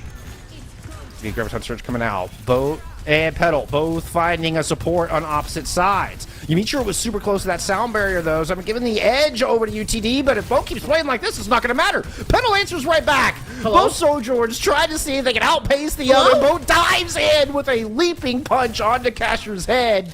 Now has 100 charge, but Abdallah's breathing down their neck, slowly backing out of here. Yeah, I mean, but still, I mean, it's going to allow them to set up. If not right at this archway, they're going to hold right here a bookstore. Keep those sight lines nice and open. I mean, looking at UTD's ult bank right now, I mean, they can go in with a beat and really make it life hell with this Dragon Blade the Cashier has. But I mean, you have the same option available to Northwood on the other side. See who pulls the trigger first. It's going to be Northwood launching both support ults and diving in. Dynasty's going to pull the blade. Whole hog. This is everything in the kitchen sink coming out of Northwood. Dynasty just rips through everybody, and it's the katana that cleaves through, and UTD are stopped in their tracks. Double G's there for Northwood. That's a clean fight win for them. But It better be for 4 ults invested. It was expensive, and that's the big thing that I'm worried about them right now. And especially with Abdallah getting this high charge, you know, they're just raining in damage on top of these bubbles. They don't want Abdallah being that high charged. This is an interesting setup from Northwood. Like, they're positioned all over point A and just trying to stall out. I mean, I think Boat is expecting to die. Was just hoping to get what they could before that happened, because they're just eating time off the clock right now. Yep, this is exactly what they want. And I mean, this is what you call a first point hold. Screw the dang archway. They're going to go ahead and go right by the payload. Cowman, it was just a sheep in wolf's clothing right there, or wolf in sheep's clothing. You know, a hog in sheep's clothing? I'm not quite sure where I was going with the analogy, but Cowman was just hanging out with UTD. They were singing Kumbaya until UTD came wise to their ways. Dynasty returns to get some headshots in, and this has been chaos incarnate. And of course, you know what loves chaos? Genji loves chaos, as both are coming up with some goods. Casher with a blade ready to go. Blade and the Graviton Surge going out right now. Going to go lock him down. Casher gets the clean out there on Boat. I mean, 1 ult, 1 kill. Still, progress being made here, Jeff. I mean, I'm looking at Boat coming back with the overclock. We've seen them click heads so far this series. Let's see if they can deal with it. I'm looking for Casher to dive in on top of Boat once they click that Q button. Casher's going to go ahead and pull out the sword, but the Graviton Surge has already been used. That got wasted in the previous fight. It could be the difference maker, especially with Casher not getting anything here. That's 2 important ults from UTD that got 0 value. Now Northwood are here with the clap back in the form of Boat's overclock and a Kitsune rush to boot. They're going to drive UTD back at the very least, and they're going to pick up some kills along the way as UTD got a bit scattered. Nice teleport from Tinspire, got them back out of the subway, and with the rest of the group, and Yumitra goes down trying to pursue. UTD have an opportunity here, and Petal takes full advantage. Now it's a +1 as Abdallah's going to go over to the Doomfist and get his back in this fight as quickly as possible. Sound barrier invested, UTD pushing forward. Cowman tried to push them all back with a whole hog of their own, but Petal is putting out boatloads of damage, no pun intended, with the overclock. CJ finishes off Abdallah, and once again, there's no tank standing here for UTD. Petal trying to muscle it across this line, but it's just not going to be enough. No, it's not going to be enough, and I mean, they've completely expended their ult bank. The only thing coming up close right now is Dynasty's Blade.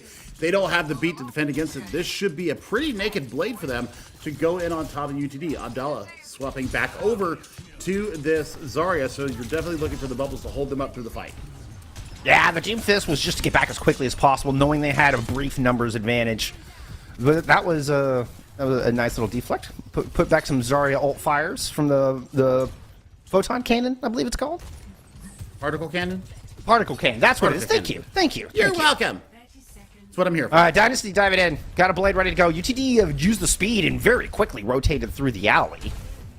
Now they're trying to see what they can find. It's a slow push and a little bit of a do-si-do here from both of our squads. Kitsune rush from Tinspire to start things off. Dynasty trying to counter. Leaps right into the gates, but yeah, Petal takes him down. The blade is completely devalued. Jukebox does fall, so it's just a Kiriko support here, but Petal works the outside, able to find an off angle to find one, was looking for Yumitra as well, but Yumitra is too elusive, somehow gets out of there. Casher now has the Dragon Blade moving in, but Abdallah loses the fight versus Cowman, and Cowman hooks Casher as well. Now Cowman going and looking for Petal. Searching around, Pedal's jumping around the point alongside Jukebox because the overtime's going and UTD have nothing else they can do. It's Dimitro with a couple of clean right hooks to close out this defense at Northwood. Do not allow UTD to grab point B. Man, that was pretty impressive from both squads. I mean, the long hold there after they capture point A, they take a fight right at the bookstore, and then they completely flip the ultimate economy on its head. Northwood being able to generate a lot faster than what UTD were able to do. I think that the swap should have come a little bit sooner for Abdallah. You were getting the value, you were burning down Dynasty, but that was about the only person that you could burn down because everybody else just had the movement to get away. And once you saw the dash go away, Abdallah was able to focus down on Dynasty quite heavily.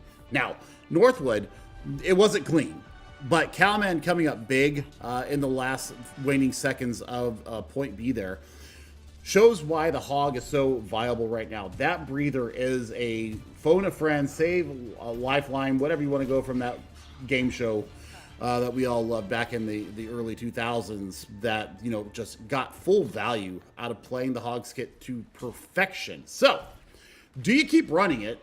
I say yes. Dynasty really showing a great Genji. I thought the Tracer was good. The Genji is actually a little bit better. But Pedal, if Pedal can come up big here, Jeff, I think that point A is going to be damn hard for Northwood to take. If Pedal is going to continue to click heads like they have, they've got to be aware of where the Sojourn is at all times. Yeah, it's trying to spot out where Pedal is. I imagine up on the high ground. Looks like a full rotation. We saw Pedal's icon marked there behind Hotel as UT are just going to back and give a little bit of space. Pedal gets hooked in, but gets topped right back up. Northwood are very aware of the threat of Pedal and tried to remove that threat, but there was no such luck. The supports were too good, and Pedal's aim is too good as they're able to take Cowman out of the fight. Now turning their attention back to whatever remnants of Northwood are on this objective, though. Look at that one tick, Billy. Like, that's not bad. Losing fight, they still got progress. Okay, Pedal. Okay, Pedal. Hi. That's beautiful work out of you. Stops the containment, but you do get that first tick. So it's only going to take 2 ticks in Jukebox cleaning up on the back of what Pedal is throwing down. Yeah, this is a pretty good first hold for them. 2 fights in and only 1 tick. So we saw them take the initial point in a fight and a half. So UTD. This is interesting. Yeah, the Zarya difference right now is actually fantastically going in their favor. I'm very intrigued by this Widow swap. This means Dynasty gave up whatever ult charge on the Genji and put themselves behind, made that sacrifice because they thought the Widowmaker was the worthy pick to try to, if anything, corral UTD back behind Hotel. Cowman's going to get that pick onto Casher, but they're still missing a support. Northwood lost a support early in this fight, and they can't quite engage fully just yet. It's going to be a grab in on a Dynasty. It's a solo grab onto the Widowmaker. Abdallah has had enough of your nonsense. Boat strikes back, though, and Northwood are moving on to this point. They got 2 ticks. They've got 3 ticks. Abdallah is somewhere off by the Mega Bus trying to get kills, but you don't have the control of the objective anymore. Nope, and there goes Dynasty bringing out the old man, locking in the legs, and using the kit to perfection. Now, do we see a swap coming through from Dynasty, or do you stick with Soldier here?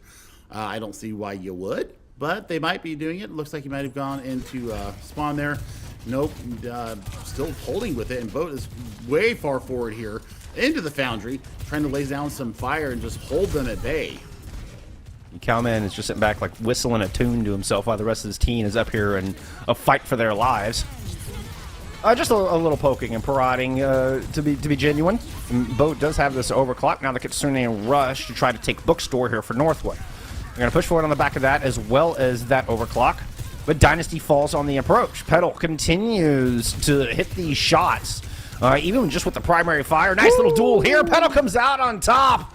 And now UTD are going to push forward. They have a couple ults to use if they need to. Jukebox fell, holding Sound Barrier. Not ideal. UTD will still pull this fight out, though. Yeah, absolutely they will, and Cashier, holds onto the blade. That's the other big thing. We see Dynasty swapping over to the Edgelord. This is not going to be a good look for him. He's going to go down in a heap here. 4th hero we've seen out of Dynasty on this attack. But still, 3:15 on the clock. Only the Sound Barrier for Northwood to engage with. So right now, looking a little worse for wear. Grab Blade should be coming up soon. I would anticipate them popping the grab to try and hold them here at Bookstore. I've been so impressed with Abdallah's play. Such a strong tank. I mean, Cowman is a veteran of T2. I mean, just unflappable. I mean, absolute star power. And Abdallah has been going toe-to-toe this whole time in this tank matchup. Now he's going to run into the Graviton Surge, put it onto the back line. A momentary protection, Suzu kept them alive through that. But eventually, Casher is going to take CJ out of this fight. And then the Katana is unsheathed to clean up whatever's remaining. Casher has 3 so far in this engagement, and the rest of Northwood are just heading for the hills. Well, now it looks like the Ultimate Economy is going to be swapping around here. Oh my god. The hard charge of Zarya right there just burns down Cowman. You hold this, I think you hold this this whole hog for the Kitsune Rush. Try to boost them back. Try to pull all the resources out of UTD. But Petal has Overclock. And Overclock, as we know with the shots that we've seen from Petal today, could be the fight changer. Yeah, boat's not even close on the other side. It's in the Kitsune Rush to start things out here. Whole hog, I imagine, will be following shortly behind as Abdallah falls early. Another nice hook from Cowman. You see how fast those hooks come out in that Kitsune Rush? That is just nasty. Oh, that is scary stuff. Cowman landing each and every one of them, and that's the box of victory right in front of him. 700 health, by the way, for this hero. And CJ is just landing these kunais crazy good. We're going to see the whole hog just hold everybody off. Anybody touch? Jukebox tried to go through the high ground. Oh, excuse me, that was Tinspire up on the high ground. Nobody makes it to contest in time. CJ dropping a little number in chat. It wasn't quite that. The Hog 9 says Casher with a quick correction. Cowman's Hog. You know what? I think Cowman hurt me. I have been impressed with Abdallah. I'm not going to double back on that one, but Cowman showed up in a big way, particularly in that final fight. Yep, I mean, really. I mean, the hooks through the Kitsune Rush is why Hog is starting to be viable once again. You saw it there on screen, ladies and gentlemen. That was precision at its finest. I mean, the veteran coming through big because they were kind of stalled out in the streets phase there, Jeff. UTD were putting up a hell of a defense. And then they just finally said, you know what? I'm done with you, Kitsune Rush, left click, and I'm going in with it. So, yeah, bye-bye. Hog basically in total mayhem mode. You know what? This whole series has been total mayhem, and I'm loving it. I'm here for every minute of it. I can't wait to get back to it. But for us, we've got an intermission. When we come back, it's Dorado. We'll see you in a few.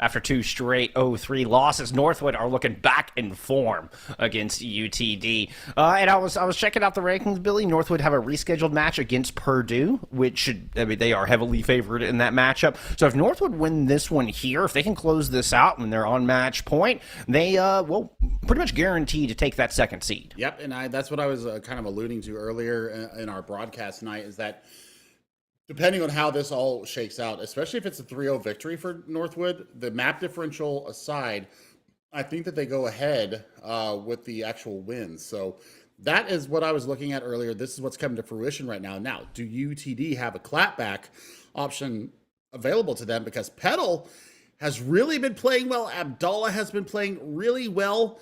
It's just the fact that you see CJ come out and just have these moments where they take over the game. The Kitsune Rush is so good. And then Cowman. So good. Cowman just lets it fly. I mean, there is zero fear in this tank player right now, and I don't blame them. I mean, a T2 standard veteran of the scene. This is what we expected. This is what we're getting. I don't care what the final score is, because right now we're seeing the best play that we can here, especially in the collegiate scene. This is contenders level play right now. And I agree wholeheartedly. This is what we're going to see. If you tune into Pat the Pro, you're going to be seeing this exact same level of play right now here in the collegiate scene, which is a treat for everybody involved. And I mean, it's a treat for us to be able to cast it and see these players, represent their schools so well. So UTD, I think that if you're going to play into this, Abdallah could have played back into the hog mirror, because he actually did better than Cowman on Li Zhang with the hog. So, but it's forcing this chess match right now, Jeff. Yeah, and that's where I'm like, because on paper the Zarya should win that chess match. And just you have some advantages. Now, I mean, it's not and you insta lock this hero and automatic dub. That's not the way it works anymore. And that really works that way, but it's even less so now than it was in Overwatch 1. Yeah. But still, I can understand the Zarya pick. Very strong pick, and Abdallah played very well on the Zarya. Right. So it's going into Dorado in particular. I question where the tanks are going to go. If we're going to see anybody else come in, we know Abdallah primarily plays what we traditionally think of as off tanks. So the Zarya, the Hog, the Diva.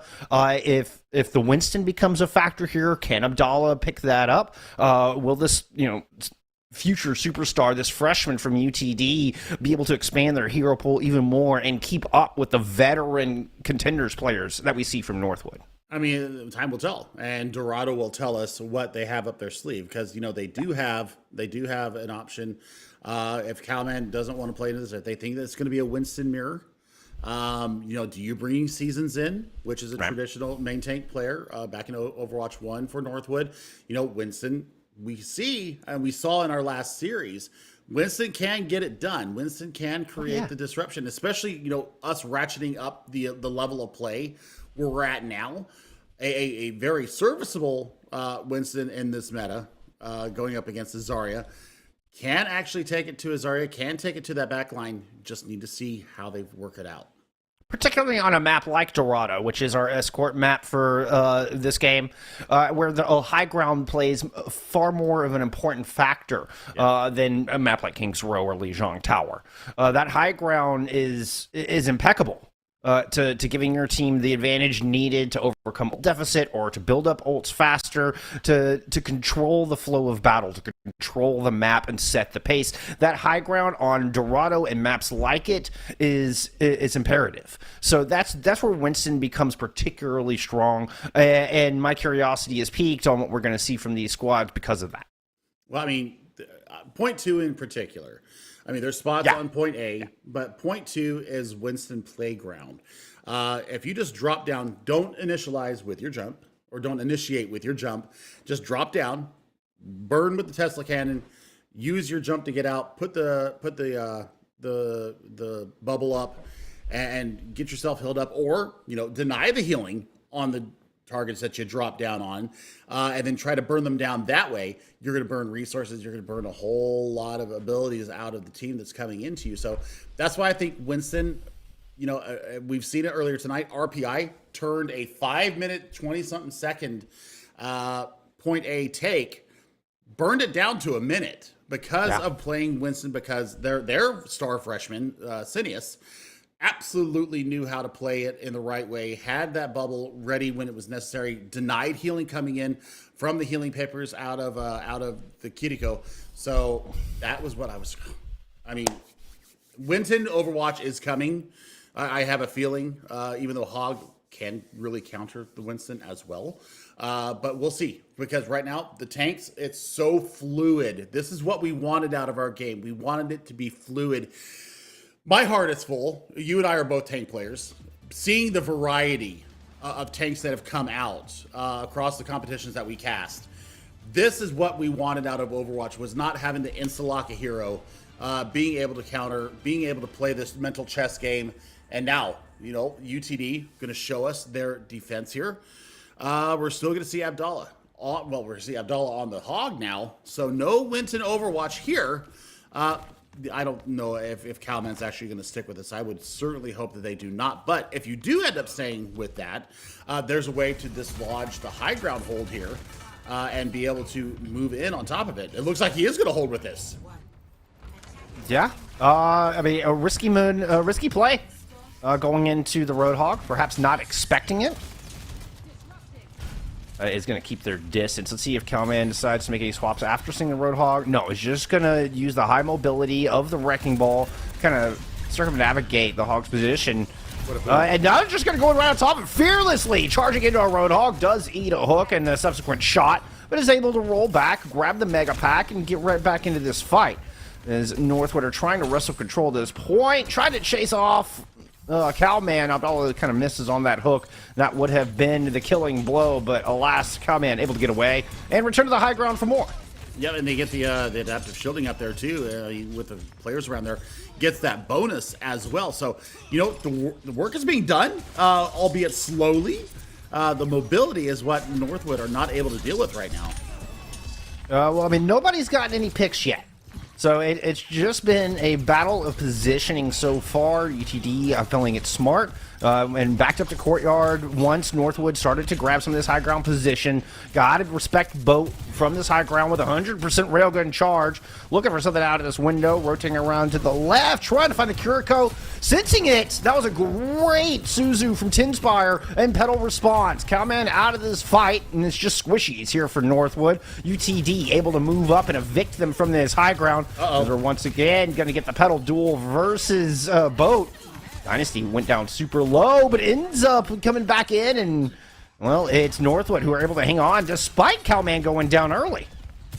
Calman actually back into the fight a lot faster than Abdallah is going to be. That's going to be the first point taken here.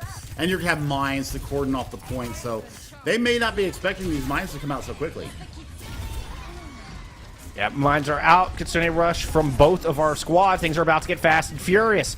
Tinspire teleporting it into the back with the sound barrier, hoping to get some kills, and Northwood have pushed all the way front. Blade. That card is almost there, contested at the very last moment. Casher's Blade able to give the advantage over to UTD for the moment. Calman spinning around the point, trying to knock somebody into mines, but Mitra falls. Northwood are running out of players, running out of resources.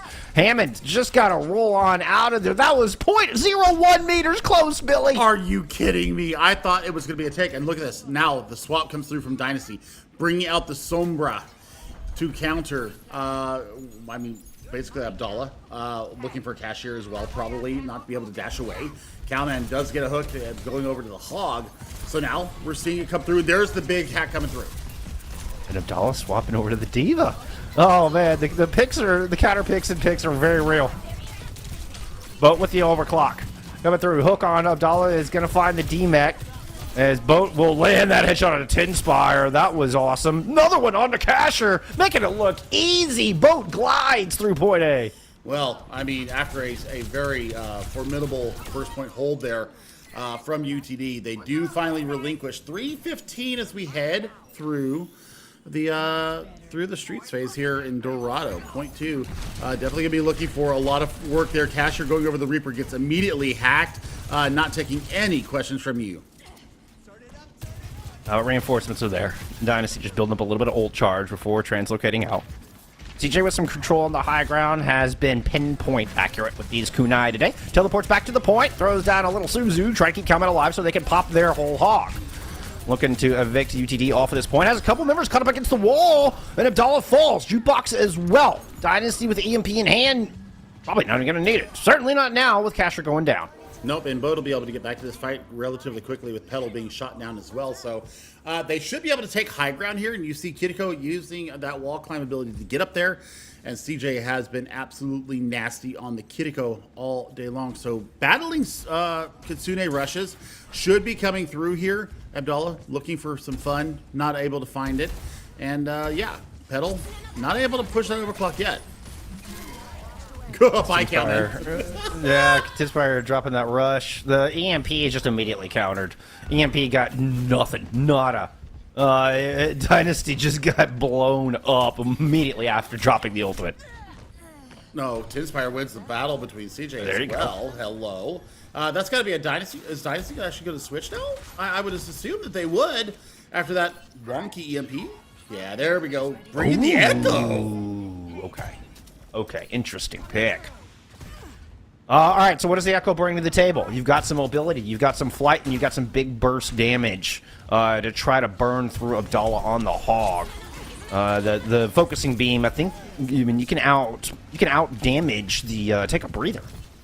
You can. I mean, I think that's the big thing that we're looking at is, you know, the fact that you do have that finishing beam. You get the, especially once you drop below 50% HP, it intensifies. So I think that's a real look here for the Dynasty Echo right now. That and the mobility. Once again, it's all about mobility. The big hook coming in from Calman.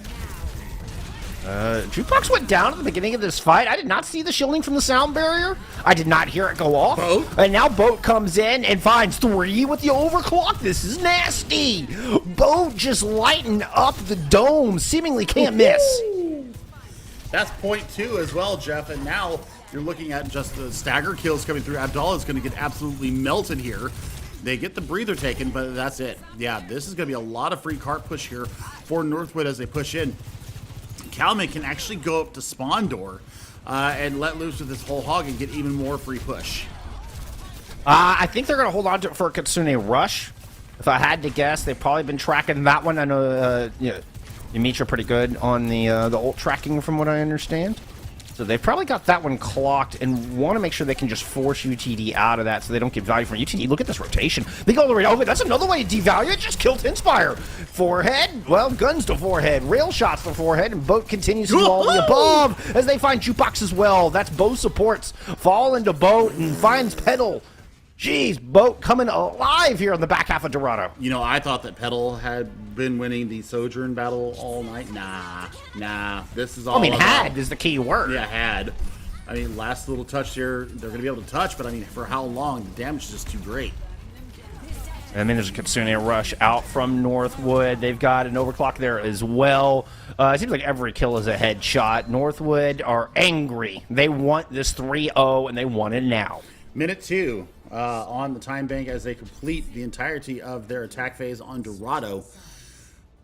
Really, UTD put up a hell of a second point defense. Their first point defense was pretty darn good too. Burst it down to what was it? 0.01 meters. It was 0.01 meters. And I mean, they fought it tooth and nail. So I mean, lots of time wasting, lots of real progress stall that we saw come out of UTD. So I mean, they played that pretty much as well as they could. I think at the end of point B into point C, there was just a little bit too much stagger going on. People were getting caught out. Boat definitely loaded up the auto aim there with the Sojourn and was just hitting head after head. And UTD just didn't have an answer for it. I also think that Dynasty swapping over to this Echo was a big wrench that nobody was expecting. The burst of the sticky bombs was really a big factor into why they had such a hard time being able to set their feet there. So as we look at Northwood coming out on their defense, we see Dynasty once again. They're going to keep with this Echo, and I don't hate it. You saw the finishing beam coming in, keeping the burning down, really denying the healing papers coming in from the Kiriko. I mean, Tinspire was doing everything they could to really kill them, and well, here we go. UTD showing us a little bit of a different look here with Cashier on the Sombra. I think the hacks are a good way to kind of soft counter the Roadhog. I could see that being quite useful. Dynasty here with a bit of an ambush coming in off the rooftops. And what do you do to deal with Dynasty? I mean, the primary fire coming out of Sojourn is a projectile, not easy to hit on the flying and elusive Echo. Petal finds CJ. Hey, that's a good start here for UTD. Petal finds Dynasty as well. Okay, well, now you go. The railgun, that's hit scan, and Petal lands it right between the eyes. Well, I mean, Petal, we know how good they are on this on the hit scan heroes, and there's a disruptor beam. Should have been a confirmed kill, but they get out with the speed boost coming out from Ymitra. Ymitra absolutely saving the bacon there. Some just wonderful shooting out of UTD in that first fight. Gotta love it when all the kills have those little red circles next to them. Super satisfying. Dynasty on the high ground, back with the Widowmaker. Got a body shot there, but couldn't quite get that precious red circle on the kill feed. Looking for Tinspire. Tinspire able to avoid it for now. Boat hacked up, but is not dissuaded from putting these shots down onto Abdallah, who's gotten super low. It's the Disruptor shot, and eventually CJ will find that finishing blow. But not before Cowman falls. So with no tanks left, we're down to a 3v3. Boat's going to pick that one up, and Jukebox comes in to be the difference maker. Dynasty, the only player left, and finds that miraculous headshot. It's a 1v1 between a Sombra and a Widowmaker on this point. Did not have that on my bingo card, Billy. Neither which is backing down. Casher finally gets out of there when backup shows up there for Dynasty. Oh my goodness. I mean, EMP in this next fight should really devalue a lot of the ultimates that are going to come online for Northwood. I don't know what the EMP versus Kitsune rush actually looks like here, so this actually might be a chance for us to see that. Yeah, that's an interesting point. I know EMP like cancels amplification matrix and a couple of other ultimates. Petal with the overclock just finds Ymitra as they're falling off the high ground. 90%, and Petal is going to pick up another one. Just taking ult out of the fight with each of those kills. Petal coming in with some high value play, and then Tinspire landing the shots in the end. Yep, CJ knew that they were being hunted. I just said, nope, GG's, I'm getting out of here. CJ's been doing his best Teru impression all night long, I must say. You love it. You love to see it, though. You love to see it. And, yeah, I mean, right now, sights are out, so nobody is able to hide, especially the Sombra. So Sombra is out of this, so this is basically a 4v5 until the sights are out. Yep, 15 seconds on this side. Oh, wow, Dynasty. That is just miraculous stuff. Abdallah had enough. Knew the importance of getting them out of that fight. EMP is in. It's going to force out some resources, including the sound barrier from Ymitra, as Northwood are trying to stick around in this fight. It's going to be both support ults invested, as a matter of fact, from Northwood as they push in. Ymitra's able to find that kill. Cowman lands one of their own. And despite some early losses, Northwood bring it back. I mean, that was all about Cowman getting that Suzu on top of them, making them invulnerable for that little amount of time. But a hook coming out from Spawn! Oh, but, you know, the Abdallah returning the favor, no you. Neither go down. Both hogs take a breather and back out. I'm really interested to see how long Dynasty is actually going to stay on this Widowmaker. We've seen the value. The high ground control right now is supreme for this hit scan. Oh my god, Petal! Nice. That's done. Yeah, beautiful shooting. Because Dynasty could have been an absolute menace up there. You were 100% correct, and Petal knew it and is able to eliminate that threat. Now pushing forward, there's a lot of low health bar targets, and you know who better to clean that up than a Genji? Well, I mean, Genji is able to deflect not only the Widowmaker sniper shots, but also a lot of the spread that comes in from the junk scrap coming out from CJ. CJ cracking me up, man. CJ is definitely giving our best Teru impression, and I'm here for it. For just a quick explanation for those who don't get the reference, highly aggressive Kiriko from Hangzhou Spark that we saw in the ALP it's a Grand Finals and flank playoffs. Kiriko. There's no other way to put it. That's a flank Kiriko. We've seen that level of aggression tonight out of CJ, and I'm impressed. I love it. Doesn't always work out, but man, you know what it does. And you always have to be aware of the threat. You're like checking every corner. CJ can be hiding anywhere. Boat sitting up on the high ground with an overclock at the moment. Dynasty on the opposite high ground with the Widowmaker, and both of them are getting work done. They're going to drive UT Esports back with Abdallah falling. They're trying to reset, and Cowboy won't let them. Yeah, and then you don't get to go home. No out for you. Still rocking with this. I want to see what Cashier does with this blade as they try to aggress into this Kitsune rush. Let's see how they deal with this. Yep, Kitsune Rush comes out. Cowman's going to have basically hook on cooldown here. Abdallah pulls him out of it. Smart move. I mean, Cowman is able to get back, but is in a dangerous position. And unfortunately, the heals are there. Good work coming out of CJ Nimitra, and then Cowman looking no worse for wear. A bit of a face-off here as Abdallah and... That's just Abdallah kind of working around the outside. The rest of UTD are kind of pushing in near side here on the approach. And they've got Cowman in a bit of a pincer maneuver. There goes the cooldown, but here comes the whole hog. That's, well, CJ falls. Casher will take care of Cowman as well. And UTD are going to get this cart rolling. I think there's time for a recontest, though. Yeah, double. Oh, we got a DC. No. Yeah, you need your DC. Pause. Oh, they had sound barrier, too, Billy. Oh, he had sound barrier. This is horrible because that was their one win condition going into this next fight, because they had to use the Kitsune Rush to push forward and keep UTD in their spawn area. But now you're going to be running into Kitsune Rush and sound barrier from UTD. That is unluckers indeed. I mean, they've got almost a full 5-pack going into this fight. That sound barrier was really the only thing that was going to hold them up, and now the disconnect happens. I hope that wasn't a cat that took care of the power cord. Why is that the first thing you jump to? Like, of all the things, not like an internet issue or a storm knocked the power. No, it's a kitty cat who chewed on the power cord. That's the first thing that popped in your head. Yeah, I mean, we've heard it happen. We've heard it happen across all the competitions that we've been in. It's always an animal that takes the damn card out. Oh, as a father of a fresh 3-month-old puppy, I understand. I understand. Oh, man. Yeah, I mean, I still think it's a cat. It's got to be a cat. It's damn cat. Go. You know, dogs, cats, foxes. Oh my! I'm going to use that as my segue, and we're going to talk about Overwatch some more, because Northwood, it's looking pretty grim right here. But honestly, I think this really just affects their ability to recontest. UTD Esports are going to move into point C with these ults. I don't think Northwood are going to try to recontest with this current situation. I'm curious, though, is if this ult economy carries over and allows UTT to just run this thing all the way in. Yeah, I mean, I'm wondering, Cowman has shown us the wrecking ball, so we're going to be looking to displace UTD from the point. That's going to be a bit of a stickler there, and you see in the kill feed as we're in the pause screen right now, Petal has taken Dynasty out. So your one shot potential, or at least one half of that one shot potential, is off the board. Like I said, 5 ultimates are going to be online here in this next fight, especially when Tinspire lets loose with this Kitsune Rush. The hook's going to be on cooldown. Every time you land a hook, that's about 4 or 5% towards your ultimate. So they're going to be able to build that up in a hurry. I don't know how Cowman is going to be able to deny that unless they just absolutely burst down upon Abdallah's head and be able to take him out of the fight. I think Cowman will go back. I think the Wrecking Ball was just for a retake. So I'd expect Cowman to go back over to the Hog here, given the current situation.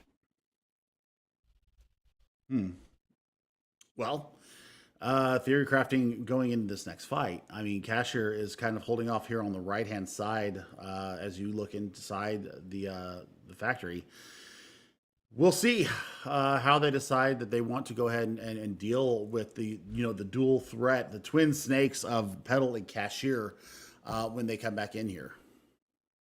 All right, well, we're going to give Dimitra a minute and try to work out this issue. We're going to throw out a quick intermission, and fingers crossed we return for the conclusion of Dorado. We'll see you back here in a minute.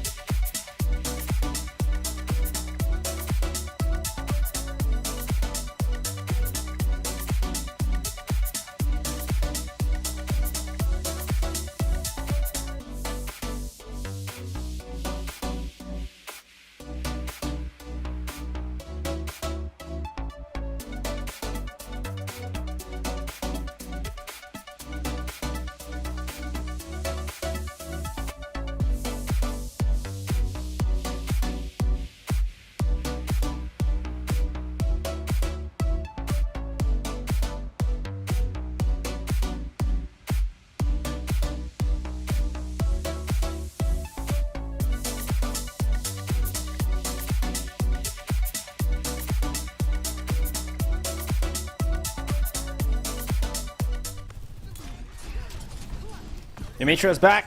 We are back. And unfortunately, Northwood did lose that sound barrier, but, you know, apparently it didn't stop them from trying to recontest this point, which they're going to get ult out of UTD for their trouble. So UTD having to invest, they're having to spend to get this point B cap. And they should get it done, and they're hoping they don't have to spend any more. Northwood are putting up a pretty good fight, but have yet to find any picks here on the back of this, Billy. Yeah, I mean, it's going to have to be a real push in here from the supports for Northwood. But they're going to go ahead and give it up, and now it's the push going in. 1:31 on the clock now. They are not going to be able to match the time that Northwood had put up here. So, you know, even despite the ultimate being reset there for Yamitra. Oh my God. No, not again. He said his house is on fire. Wait, Okay, what? so we learned that the dorm's internet went out, and now it literally just said house is on fire. Yep, fire alarm going off in Yamitra's dorm. Oh my goodness. I hope everybody's okay. Oh, somebody left the mozzarella sticks in the air fryer. They burned out. And Boat's letting them have it. Boat's letting them have it. Here at Northwood, we only recruit the brightest prospect. Capture by burning to death. Oh, UTD's having fun with this one. Oh man, this is incredible. Yay, remote learning and remote play. All right, oh gosh, all right. Look, we got the R's now. We got ours. Okay, so it's short-lived. It's short-lived. Oh my goodness. Oh my goodness. Oh, all right. Northwood, looking at a pretty empty bank here to try to hold them off. Good news for their defense is they only have to hold for 75 seconds. Well, they'll get up. I mean, with the way CJ's been playing tonight, they're going to get this this Kitsune rush up, and also Dynasty and Boat will both have their ultimates. Well, never mind, Boat's off the board, so no joy there. 5 ultimates almost ready for UTD. Yeah, and UTD are just going to storm in here and not have to use a single one to win this fight. They can save these ults to block the door, and it's going to be a late kill on the CJ. No, CJ able to teleport out. Where did CJ go? That's the real question. Back to spawn. Yeah, they're going to have to come out here. Diva coming out from Calman, so they're definitely going to be looking for damage mitigation. And the Sombra as well. Yeah, it was an initial hack. It's going to be 2-3 ults coming out from UTD to try to close this thing, including Casher's Blade that we're seeing on screen. Going to find a pair with that, and it will be a cap. UTD finish Dorado, but they are still behind in the time bank. Yep, so we're going to definitely look at that jukebox saying, hey, we got a series on our hands now. 31 seconds is going to be the difference, so we'll see Northwood come out on the defense first, Jeff. And I hate to say it, but I wonder how different this ending of Dorado would be if Yamitra had not disconnected holding sound barrier. But UTD, professional, classy. I mean, they were willing to work with Northwood as well. And now, 30 seconds difference between the two squads. Let's see what Northwood are going to bring out here on their defense. Looks like they're going to bring out Dynasty on the Sombra. The Sombra actually was working really well for them. And Boat saying is that there's going to be a hurricane on the lake. Oh, man. They're blaming the weather now. So we've had internet issue, we've had a fire, and now we're thinking about a natural disaster. What else could happen to Northwood here tonight to be able to hold them from getting a 3-0 sweep? UTD have definite plans to get this payload as far as they can. But Northwood, Dynasty might actually be the difference maker here, depending on where the hacks go and what the hack target's going to be. If the rest of the team can really fall down and collapse upon that player, that could be the big difference between them getting any kind of reasonable progress. I totally got distracted by that chat. Even the GMs getting involved, managers getting involved there in the back and forth. That was a delight. Oh, hey, you know what? Good opener there, and so UTD will absolutely get some progress on this with Dynasty falling this early in the fight. That is a clutch pick coming out of Petal. And it's exactly what UTD need, but Calman is going to find the revenge. So it is temporarily a 4v4, hook off the top. Calman now in a bad spot. UTD want to converge on him, but they're not able to. They decide to just push forward instead and try to find the squishies. But in doing so, they lose Jukebox and have kind of gotten scattered to the winds. They don't have any time. Abdallah finds Dynasty, 8 seconds on the clock, and Abdallah's got to loop around. Casher hoping to touch, but gets hacked. Moving in, will it at least initiate the overtime? And here comes the cavalry. Abdallah shows up in time to take Calman out of this fight, and UTD are starting to push forward. Abdallah's going to pick up another one, and Boat goes down with the overtime. Yellow bar at the top of your screen. UTD have eyes set on a 4th point. Well, they're going to get it unless Dynasty comes back in for a last suicide touch. But no, that's going to be 4 points right there. Boat will have the first ultimate up here in the next fight with the overclock coming online. Tinspire's going to be able to answer back with a Kitsune Rush, so nobody can touch, get off the point now. This is all about how much can you stop the progress here. Yeah, I think Northwood are going to slow things down just long enough for CJ to get their own rush. Tinspire invests early, which is a smart move, trying to beat Northwood to the punch, but Northwood have a bevy of ultimates to work with. Their health bars are looking very low, but Boat never still comes through. That's 3 for Boat in this fight. And it stops UTD right in their tracks. That one was really close. Northwood health bars were minuscule, but they still get the job done. Minor throw there from Dynasty, not being able to get away. Those 2 deaths by the Sombra, which has the best escapability in the game. They just were not able to get out of the focus fire. I mean, Petal taking them down once, Abdallah getting the hook in there, and being able to disrupt and take Dynasty off the playing field. So, you know, depending on what UTD bring out here as far as their defense, and if Dynasty doesn't play into the Sombra once again, this could be the map win here for UTD. It just depends on how they play together. Dynasty bringing out a different hero now. If this stands, Petal's going to have to be on their mettle here. How many heroes have we seen Dynasty play? This is 6.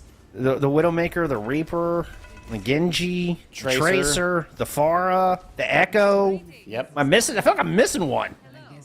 The Soldier. I'm sorry. And 7. The Soldier. There you go. Wow. Dynasty just showing us their entire hero pool. Impressive stuff. Impressive. And we'll see if this actually works. They're actually going to bring out the Pharmacy here. So, oh, yeah, you've got to. If you're going to put the Pharah up. Yep. Yeah, get out the gate and get up in the sky before you get landed with a hook. That's a big 07 from me to the inaugural season spray. Dynasty able to pummel some rockets up onto this high ground, and it really limits the effectiveness of UTD, Petal in particular, to take advantage of this and get some early picks, which Petal has been very lethal with, very proficient with throughout this series, and it works. Petal has to fall back, has to respect the incoming rockets from Dynasty. Well, I mean, that's exactly why you pull this out. Oh, my God. Petal takes him down! Oh, that was juicy. Abdallah's going to find one as well. Northwood have to get out. Oh, fortunately, they have that extra 30 seconds. They will at least get 2 opportunities to match the 4 points that UTD put on the board. Abdallah needs to stay alive there, does so. Kasher going for blood. Look at this. Kasher going straight for the gut. Straight for the throat of Boat, and Yamitra is gone again. What was it this time, Billy? This was a gerbil gnawing through the power CJ saying cord. Don't pause, by the way. Yeah, they said play it out. They're not going to take the tech pause here. So they're getting push.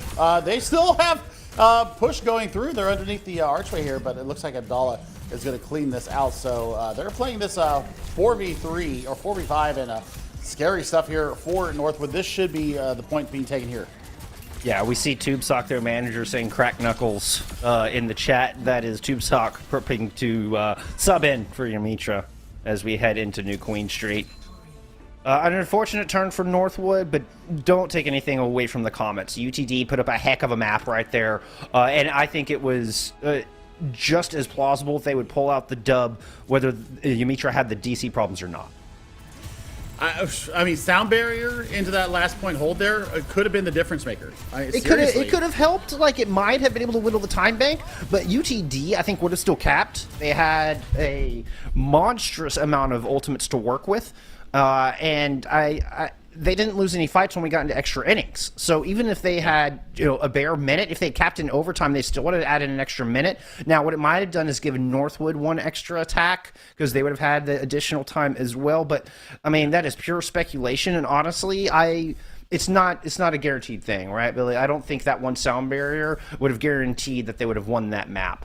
So No, but it could have held them up at least a little bit longer. Could have helped them, Potential. gain more ultimate charge through the sound barrier with the overshield going through with that. There's a whole bunch of scenarios that I'm like playing down the line. What it could have meant to them, but as it stands, we're going to see TubeSock coming in. Probably in the support role for Northwood, and hopefully Ymitra's dorm has not completely burned to a crisp. yeah, I'm racking my brain on what it could have been this time. We could go with Flood. We could go with an army of monkeys invaded the dorm and just started pulling on wires, keeping with the animal themes. A wild tiger, perhaps. Wild tiger. Okay, we'll go with the wild tiger. It was a wild tiger. There you go. No, it's you a heard it here liger. first, friends. A liger. A It was liger. a liger. Oh, that's even scarier. Yeah, it's a liger. They have magic. They have magic abilities, Yes, that's the whole point. Yes. Because we haven't brought magic into this, but let's talk about what really worked well for them going through here was the fact that Petal came alive. Petal was absolutely letting loose with the shots going through. Now, as we head to my former homeland of Canada, New Queen Street is going to be the map du jour here, and we'll see what TubeSock's going to be able to do here on the loose here. Now that Ymitra's out of the picture, we're going to see dueling hogs once again. We're going to see both Genjis coming out. I mean, nice little bit of counterplay here. Dynasty is going to be a little bit more of the outlier here with the Tracer. We saw the good Tracer play back on the Lijiang Tower, so we'll see how it works here to their favor. I would like to compliment Northwood for the foresight of putting their manager on their roster so that this is a completely legal swap. There's no funny business here. They knew they had a small roster, and TubeSock's in, and Boat's getting work done. So on the debut, it's Boat who comes through and finds Abdallah and Casher early in this fight. A very important fight win for Northwood. They're going to get a little bit of progress with it as well. They are. And I mean, that first assist actually came on the back of TubeSock being able to speed them in, and this is just cleanup. While Dynasty, Boat, and Cowman, the triple-headed Cerebus here for Northwood has been absolutely fantastic all day. But that's a nice little switch off. We saw Casher do this in response to the Tracer earlier in the series, is bringing out the Torbjorn, the auto aim of the turret, being able to deny a lot of the work being done by the Tracer. So you're going to see it there. You know that they're going to have to be going in for a change here after they let loose with the pulse bomb. Yeah, these kills are really crucial as well. UTD take a very fast fight here, which was important because if Northwood got reinforcements, Northwood had only had to win one more fight, and it would have been a 5v5. UTD act quickly, and they take advantage. They get control of the bot. Yep, and look at the placement right there, just denying this corridor here for Dynasty to come down 87% towards that pulse bomb. I mean, it's going to be almost a suicide mission to land this pulse bomb for them. Yeah, it means Boat has to do something. Boat, CJ, TubeSock have to do something about the turret first. CJ's going to throw down the rush, and it's just holding Abdallah in a corner. That was Cowman just point blank with that whole hog.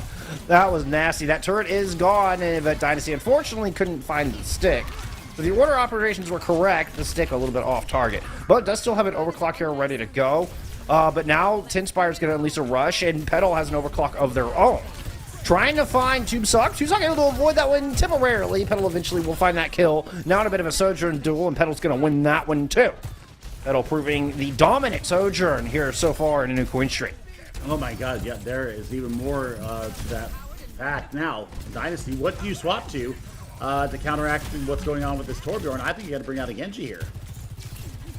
Yeah, I think the Genji's a good shout. I mean, Dynasty might just stick with it. Dynasty's an incredibly experienced Tracer player, right? Like you mentioned at the top of the series, one of his signature heroes. So knows how to dance around the turret. Isn't going to be completely dismayed or thrown off by a Torbjorn on the field.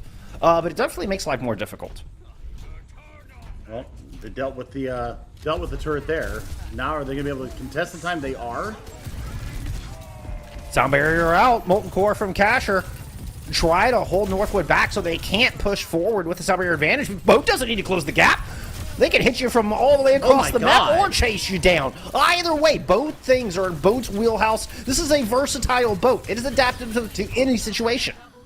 A versatile Boat. Okay. The play on words there is absolutely just cracking me up. because Hey, some of them I was land. a What can I sailor. say? I was a sailor, so I mean, it just works for me on multiple layers here. But whole hog available to Abdallah going into this next fight. Nothing else on board for them other than an overclock. Let's see where Dynasty goes with this once again with this pulse bomb. Oh, trying to get the whole hog out to counter the rush, but just gets melted. Abdallah vanished off of the map, and the stick is huge.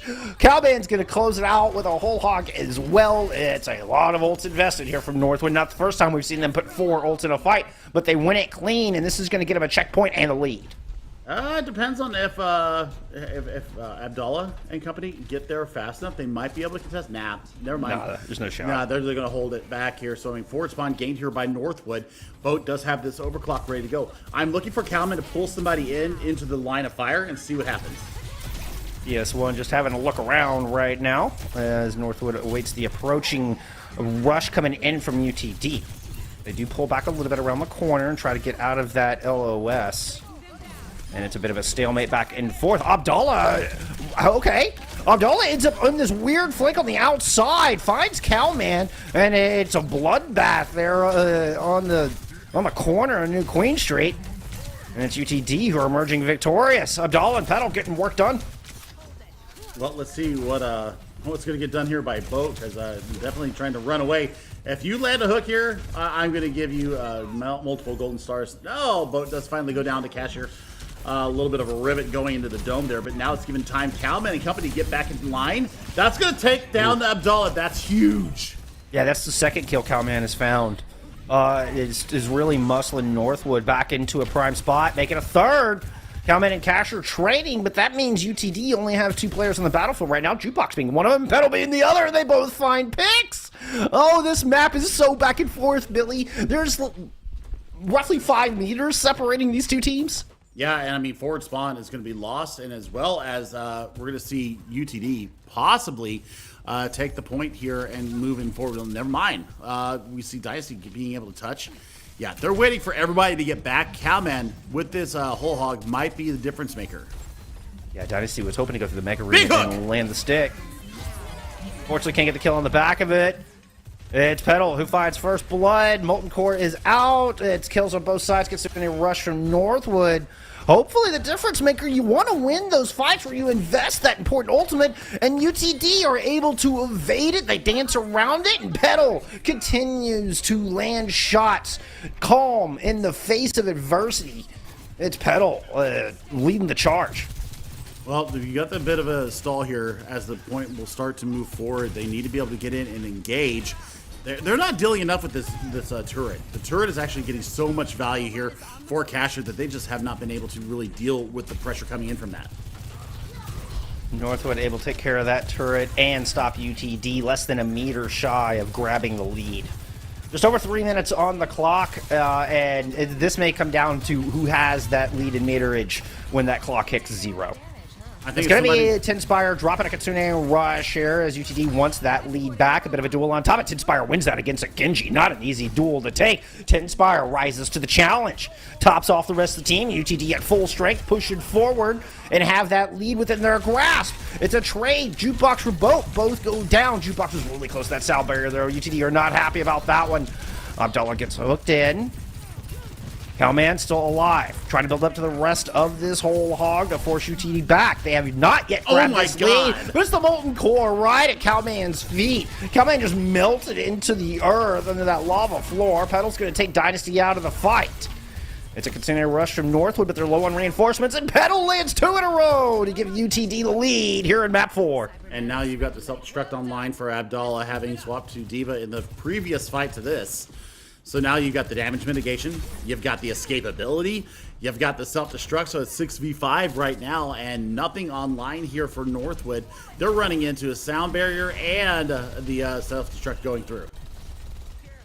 Sound barrier, the key one there.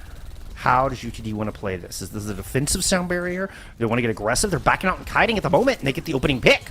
Now, do they want to invest in a 5v4? Not yet, they don't. They're waiting. They're hoping that they can Petal get the job done, but Petal's already gone. Petal's down. Their star DPS is out of this fight. Dynasty has a katana in their hand. That prompted the sound barrier out of Jukebox, and everybody from UTD surviving for the moment. Abdallah trying trying to equal back. Oh, Tombstock huge. invested the sound barrier in. Tombstock's going to find the kill with a headshot on the jukeboxes. They make their way back in. Tinspire's Kitsune Rush is the one a little undervalued here in this fight. Really, neither Rush is getting a whole lot of value here. Both teams playing against them very well in what has been a very tight back and forth. Northwood with the edge on this fight, but Dynasty gets hacked and taken out by Casher.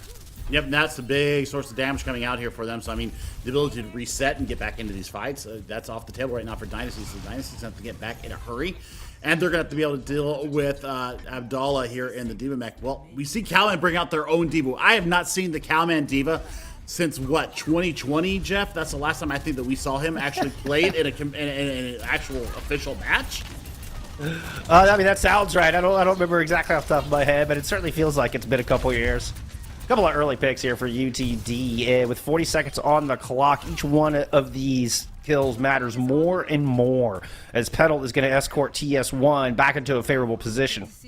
Well, self-destruct will be available to Cowman in the next fight, as well as the Kitsune Rush. There's plenty on the board here for Northwood to be able to win a fight through.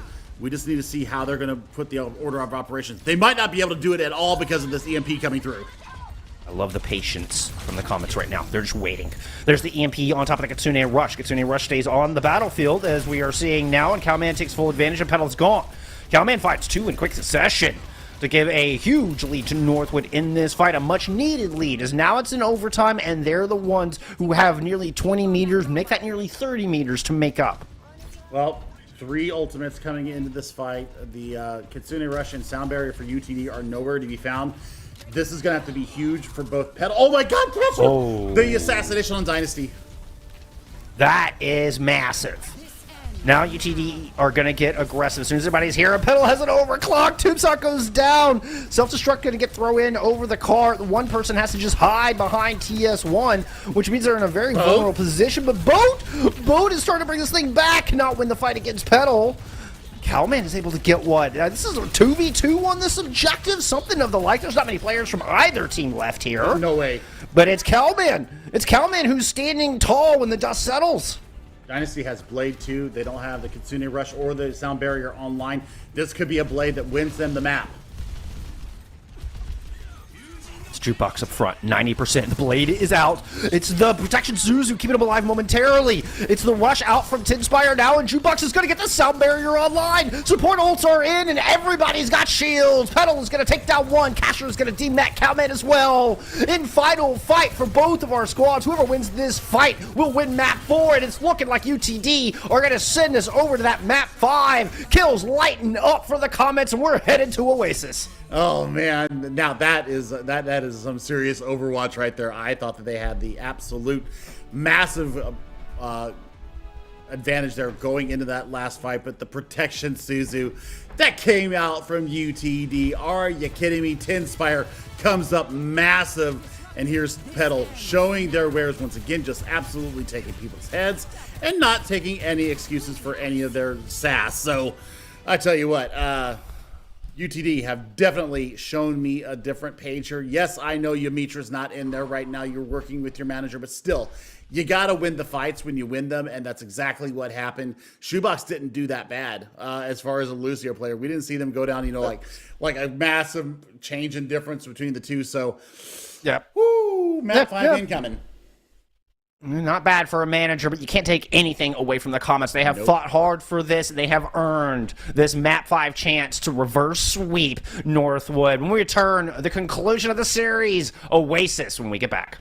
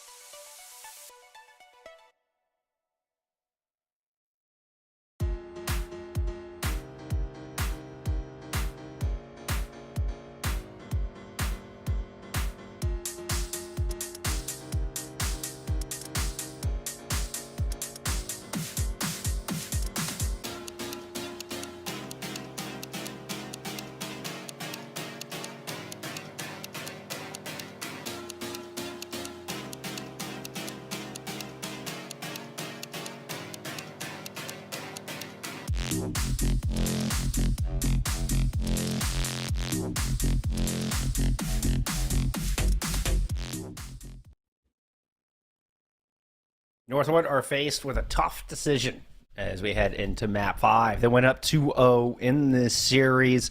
Mitra, their Lucio player, ran into some tech issues. They're in map number 3. And as such, they had to bring in their manager to sub in for map number 4. UTD win both of those. Now, the decision, do they risk putting their starter back in on Lucio when there have been previous tech issues? They can't make a sub mid-map. This is a tough call. Definitely a tough call. Man, I mean, I would throw a Mitra in there and just hope for the best because, you know, Shoebox didn't do bad. Let's be perfectly clear about that. TubeSock. Sorry. It's almost midnight here. It's late. But, you know, looking at what we saw from Mitra, the depth of play is on a different level. It's a contenders level play. And, you know, substituting in, there's going to be a drop off there. Maybe a missed beat here from Shoebox or from TubeSock. So, you know, we'll see. I would personally just risk it. I mean, it's collegiate. It's not like the money is on the line here as far as, you know, what we see in contenders. So, I mean, it's good experience for TubeSock. And we'll see if it's going to work out. But, I mean, let's talk about, on the other hand, let's talk about Petal absolutely coming into their own. And Abdallah, never say die. And has absolutely carried. Those two have carried their team on their back all night, and this could be the reverse sweep here as we head to Oasis. I could see Abdallah getting a spot on a tier 2 team if they keep this level of performance. At least a highly performing T3 team at the very least, if they're so inclined to do so. All of these are college students, and UTD make a point as a team. Their scholastics come first. They've always said this. So putting that schoolwork first, I respect 100%. I think everybody in collegiate should do that. But with that said, the rest of their focus is into making this team as good as it could possibly be. And Abdallah has been a huge addition to this squad. What an outstanding young player! This freshman coming in and making a big splash. Well, we see Cashier coming back through. On this Torbjorn, if they can establish high ground dominance, that turret is going to be absolute hell for Northwood. Yeah, and Mitra is back in for Northwood, so they did take the risk to get their starter on the battlefield, and just fingers crossed that we got no tech issues, and this is just a clean and fair fight here in map number 5. They do get the high ground, though. Northwood does have that turret up high, and Dynasty is going to be absolutely pelted with those shots going so low. Oh, I am on my feet here, Billy. The tension is palpable as these two teams are poking at each other from around the center mass. Nobody really finding any purchase just yet. But we see Cowman here with a good charge on that Zarya. Circling around, taking care of the turret. Boat under a lot of pressure as Jukebox was throwing in some Cheerios from long range, but it's Cowman who does find first blood. What has been an extended first fight here to start things off on City Center. Dynasty somehow finds his way into the car. I'm guessing there was a boop or something that preempted that. Abdallah Lowe finds to take a breather, surrounded by red jerseys, though, and eventually will get finished off by Boat. This should mean Northwood grab it first control, and there it is, solidified with those final 2 kills. Yeah, and Boat catching Petal out there is going to be even more of a stagger coming in. So, Casher, there's the swap right now going over to the Genji. So, Cyber Ninja Mirror coming through. We wanted to see what they would be able to get with that, and now Dynasty is going to have a much funner time playing here on City Center. We get the battle of the cyber ninjas and their little ninja friends as we get the Kitsune Rush coming out. The Fox Spirit watching over Northwood as they push in and annihilate UTD in a very swift strike.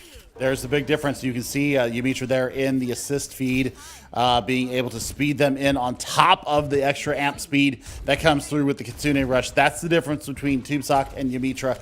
Not saying, like we said, TubeSock did not play bad whatsoever. This is just a different level, and now you've got Graviton Surge ready to go. Abdallah has swapped over to their own, and now they're about 80% away. That was an early overclock from Boat, just trying to find initial pick before the Kitsune Rush came out. But Tinspire felt forced to use it early. Northwood disengaged, drop a grab. Jukebox with the sound barrier sitting outside of that grab, and it keeps everybody alive. Everybody hit by that, and Abdallah's just got tons of shields. Abdallah close to the grab, bubble used, stuck in a corner. Abdallah goes down. No, that is not what you wanted to see if you were a Comets fan. Nope, and I mean 73% and counting, and now they're going to take a look at a little bit more of a forward hold here, especially with the blade available to go and 2 bubbles from Cowman. This should be a pretty comprehensive first point here being taken on City Center. All up to Abdallah. Can the freshman get it done? 13% until it clicks over and Northwood claim the first sub-map. Grav is out. Overclock is there. Pedal's able to get one with that. Didn't seem to get a whole lot with the grab, but a lot of pressure on Northwood. Cowman will eventually get finished off, trying to back out. No reprieve, no escape, and UTD will not go down without a fight. Good point to be made here, though, for Dynasty is that they did not press the Q, so they went ahead and hold on to the blade. Valid. Now it's going to be battling blades and a Kitsune Rush early again from CJ. More damage being put out by this healer for them, and that's a big pick. No blade in this fight. There'll be nobody for Dynasty to duel. Just gonna move in, chop everybody up. Currently looking to bust the bubble, looking for the opportunity, dashes into the back line. Gonna back up, grab a mini. Dynasty still patiently holding on to this, finally pulls it out. Already 2 kills going in Northwood's favor, and they flip it over. Tinspire can't make it back in time. There was only Tinspire left, and there was a Katana coming at him. We're not going to call that a Charlie Niner. That is an excellent play out of Northwood, patiently and effectively using their ults to win that fight. It is Boat taking Casher out of the fight before they can even get to the point to contest. That's Clutch. the big linchpin right there. And then you see Cowman being able to take down, I believe it was Jukebox on the Lucio. So no speed was going to be able to come back in there. Absolutely clinical from Northwood there on City Center. Now, do we see any kind of changes coming in here, Jeff? Do we worry about the high ground here, or do we just fight it on ground level here between these 2 Zaryas, because Cowman has had the better of the Zaryas here so far? We're going mano a mano. Mirror matchup on the Zaryas between Cowman and Abdallah. Dynasty versus Casher, Boat versus Pedal. Doesn't really get any better than this, as it's a battle for the high ground and our second round of map 5. UTD Sports at a slight disadvantage. They're trying to fight their way up these stairs. Northwood able to beat him to the punch, and Yamitra is looking for this boop. Anybody who sticks their head out is a threat of going for a swim. And UTD know it. And you can see how cautious they're being about pushing forward. Oh, man, that's actually a great first fight there for Northwood. They're getting so much more of the ultimate charge. There's the first kill. Oh, it goes back and forth. Healer for a DPS. Yeah, Tinspire out of the fight. That's a huge loss for UTD. That is the bulk of their sustain. They are sticking around in here, see if they can pull out another kill, because they could swing this back with just one quick kill. Almost got Yamitra. Yamitra was so low, but it's last. It's Casher who goes down trying to find that punish, and that is going to be a disengage from UTD. Yeah, and I mean, this is going to be a fight win, and more coming through for Cowman, absolutely laying it down, not taking any kind of sass from the UTD Comets. And now they're going to go ahead and hold spawn door. They're going to touch the spawn door, at least with the disruptor shot. But Tinspire actually gets 2 on the exit. Oh my, that had to be back-to-back kunai. Like dink dink right onto 2 heads. Those kills came in so fast. And now UTD's on their way back in, but holy cow, man, there's the Graviton Surge. That's going to get the sound barrier out from Jukebox. And UTD moving back in. Abdallah able to pick up 1. Now trying to face down their opposition in Cowman. But look at Dynasty. Suddenly Dynasty is just behind you, assassinating everybody around. Abdallah looks around and realizes they are on an island. They are all alone, and they have no chance of winning this fight. Northwood continue to build progress. Dynasty absolutely turns that fight in their favor. It was a 4v3, and Dynasty turns it into a 3v or 2v1, and that's how they get through that fight. Now, look at Cowman, 30% counting and climbing here for this Graviton Surge. All the ultimates available to UTD. The Comets should be able to take this point on the back of this Kitsune Rush. Dimitri does have a sound barrier. Ideally, UTD would like to get that out or just straight up find that kill, perhaps with a shot from Pedal. But they're just going to go ahead and invest in the rush, run in. Graviton Surge found at least 1 there. Dynasty and Yamitra end up falling. Asher comes through with the punish. UTD storm over this point, and once again, facing down the barrel of a 99 situation, they grab control. Yeah, but they've got 3 ultimates, almost 4 online here. Both support ultimates were used in the last fight, so all they're going to have to deal with right now is a overclock and a blade. They have the beat ready to go for that, and they can just go ahead and assassinate and take this final map here of the night. Boat takes a shot, goes super low before that sound barrier comes in. Perfectly Massive. timed, and there's that veteran presence. Both DPS ults out, and that is going to do it. Yamitra returns here in map 5, escorting everybody in with a perfectly timed sound barrier. Dynasty and Boat then able to pop their ultimates and clean house. Northwood come up with the win in the end, deny the reverse sweep, and they will take second place here in NECC. Oh, man, that is a fantastic series, and there's the Yumitra difference right there. I mean, just absolutely clutch, and Calman was glowing like a tree all evening long here on the Zarya on Oasis, and just were not done. They were not taking any kind of questions or comments or statements. They made their statement on the field, and Calman, wow. The rebirth of this player, you know, we saw them in Tier 3 a lot, some Tier 2 appearances. Man, such a different player now here in Overwatch 2. I am impressed beyond all belief. I cannot wait to see what they do on NECC and Contenders NA. And Northwood continue to be a staple in Overwatch Collegiate and proving their merit here. They had a rough couple weeks coming in, a rough couple games rather coming into this one. They bounced back in a big way against a surging UTD. Oh man, a marquee billing that absolutely lived up to the matchup, Billy. I am sweating. I'm excited. I'm exhausted. I have all the feels. I can't imagine how the players are feeling. A heartbreaking loss for the comments. Northwood edging it out in the end, and I'm just happy as a pig in slop. I couldn't have expected any more from this. I'm just verklempt. Like, this is just, it's too much, man. It's too much. It's too much. You got any final thoughts here before we get out of here? I do. I'm ready to send us home. I have one. I want to see another Boat versus Petal duel. Amen. To the death, because that was the matchup tonight. Calman and Abdallah were fantastic, but it was the Boat versus Petal battle of the Sojourns. Both super exciting. Both just absolutely went way beyond my expectations. Clutch shots, clutch kills, clutch moments from both of them. My heart's full right now. This felt like we just casted another Contender series. Oh my goodness. And I'd be inclined to give Abdallah player of the match here. Same. I know it's atypical for a losing team, and I'm not taking away from anything on Northwood. They performed outstanding today. But Abdallah has just impressed me that much. This freshman coming in, I'm telling you, keep that name on the tip of your tongues. You'll be saying it a lot more. We'll be saying a lot more. You'll be seeing it a lot more here in some collegiate Overwatch. But that is going to do it here for the night. Big shout out and thank you to everyone behind the scenes. We have PD on OBS, as well as Shiro doing production for us tonight. And just big shout out to y'all for hanging out with us, enjoying these games. It's been a blast. And it's time for playoffs. We'll see you there. Postseason coming up soon. Have a good night, everybody.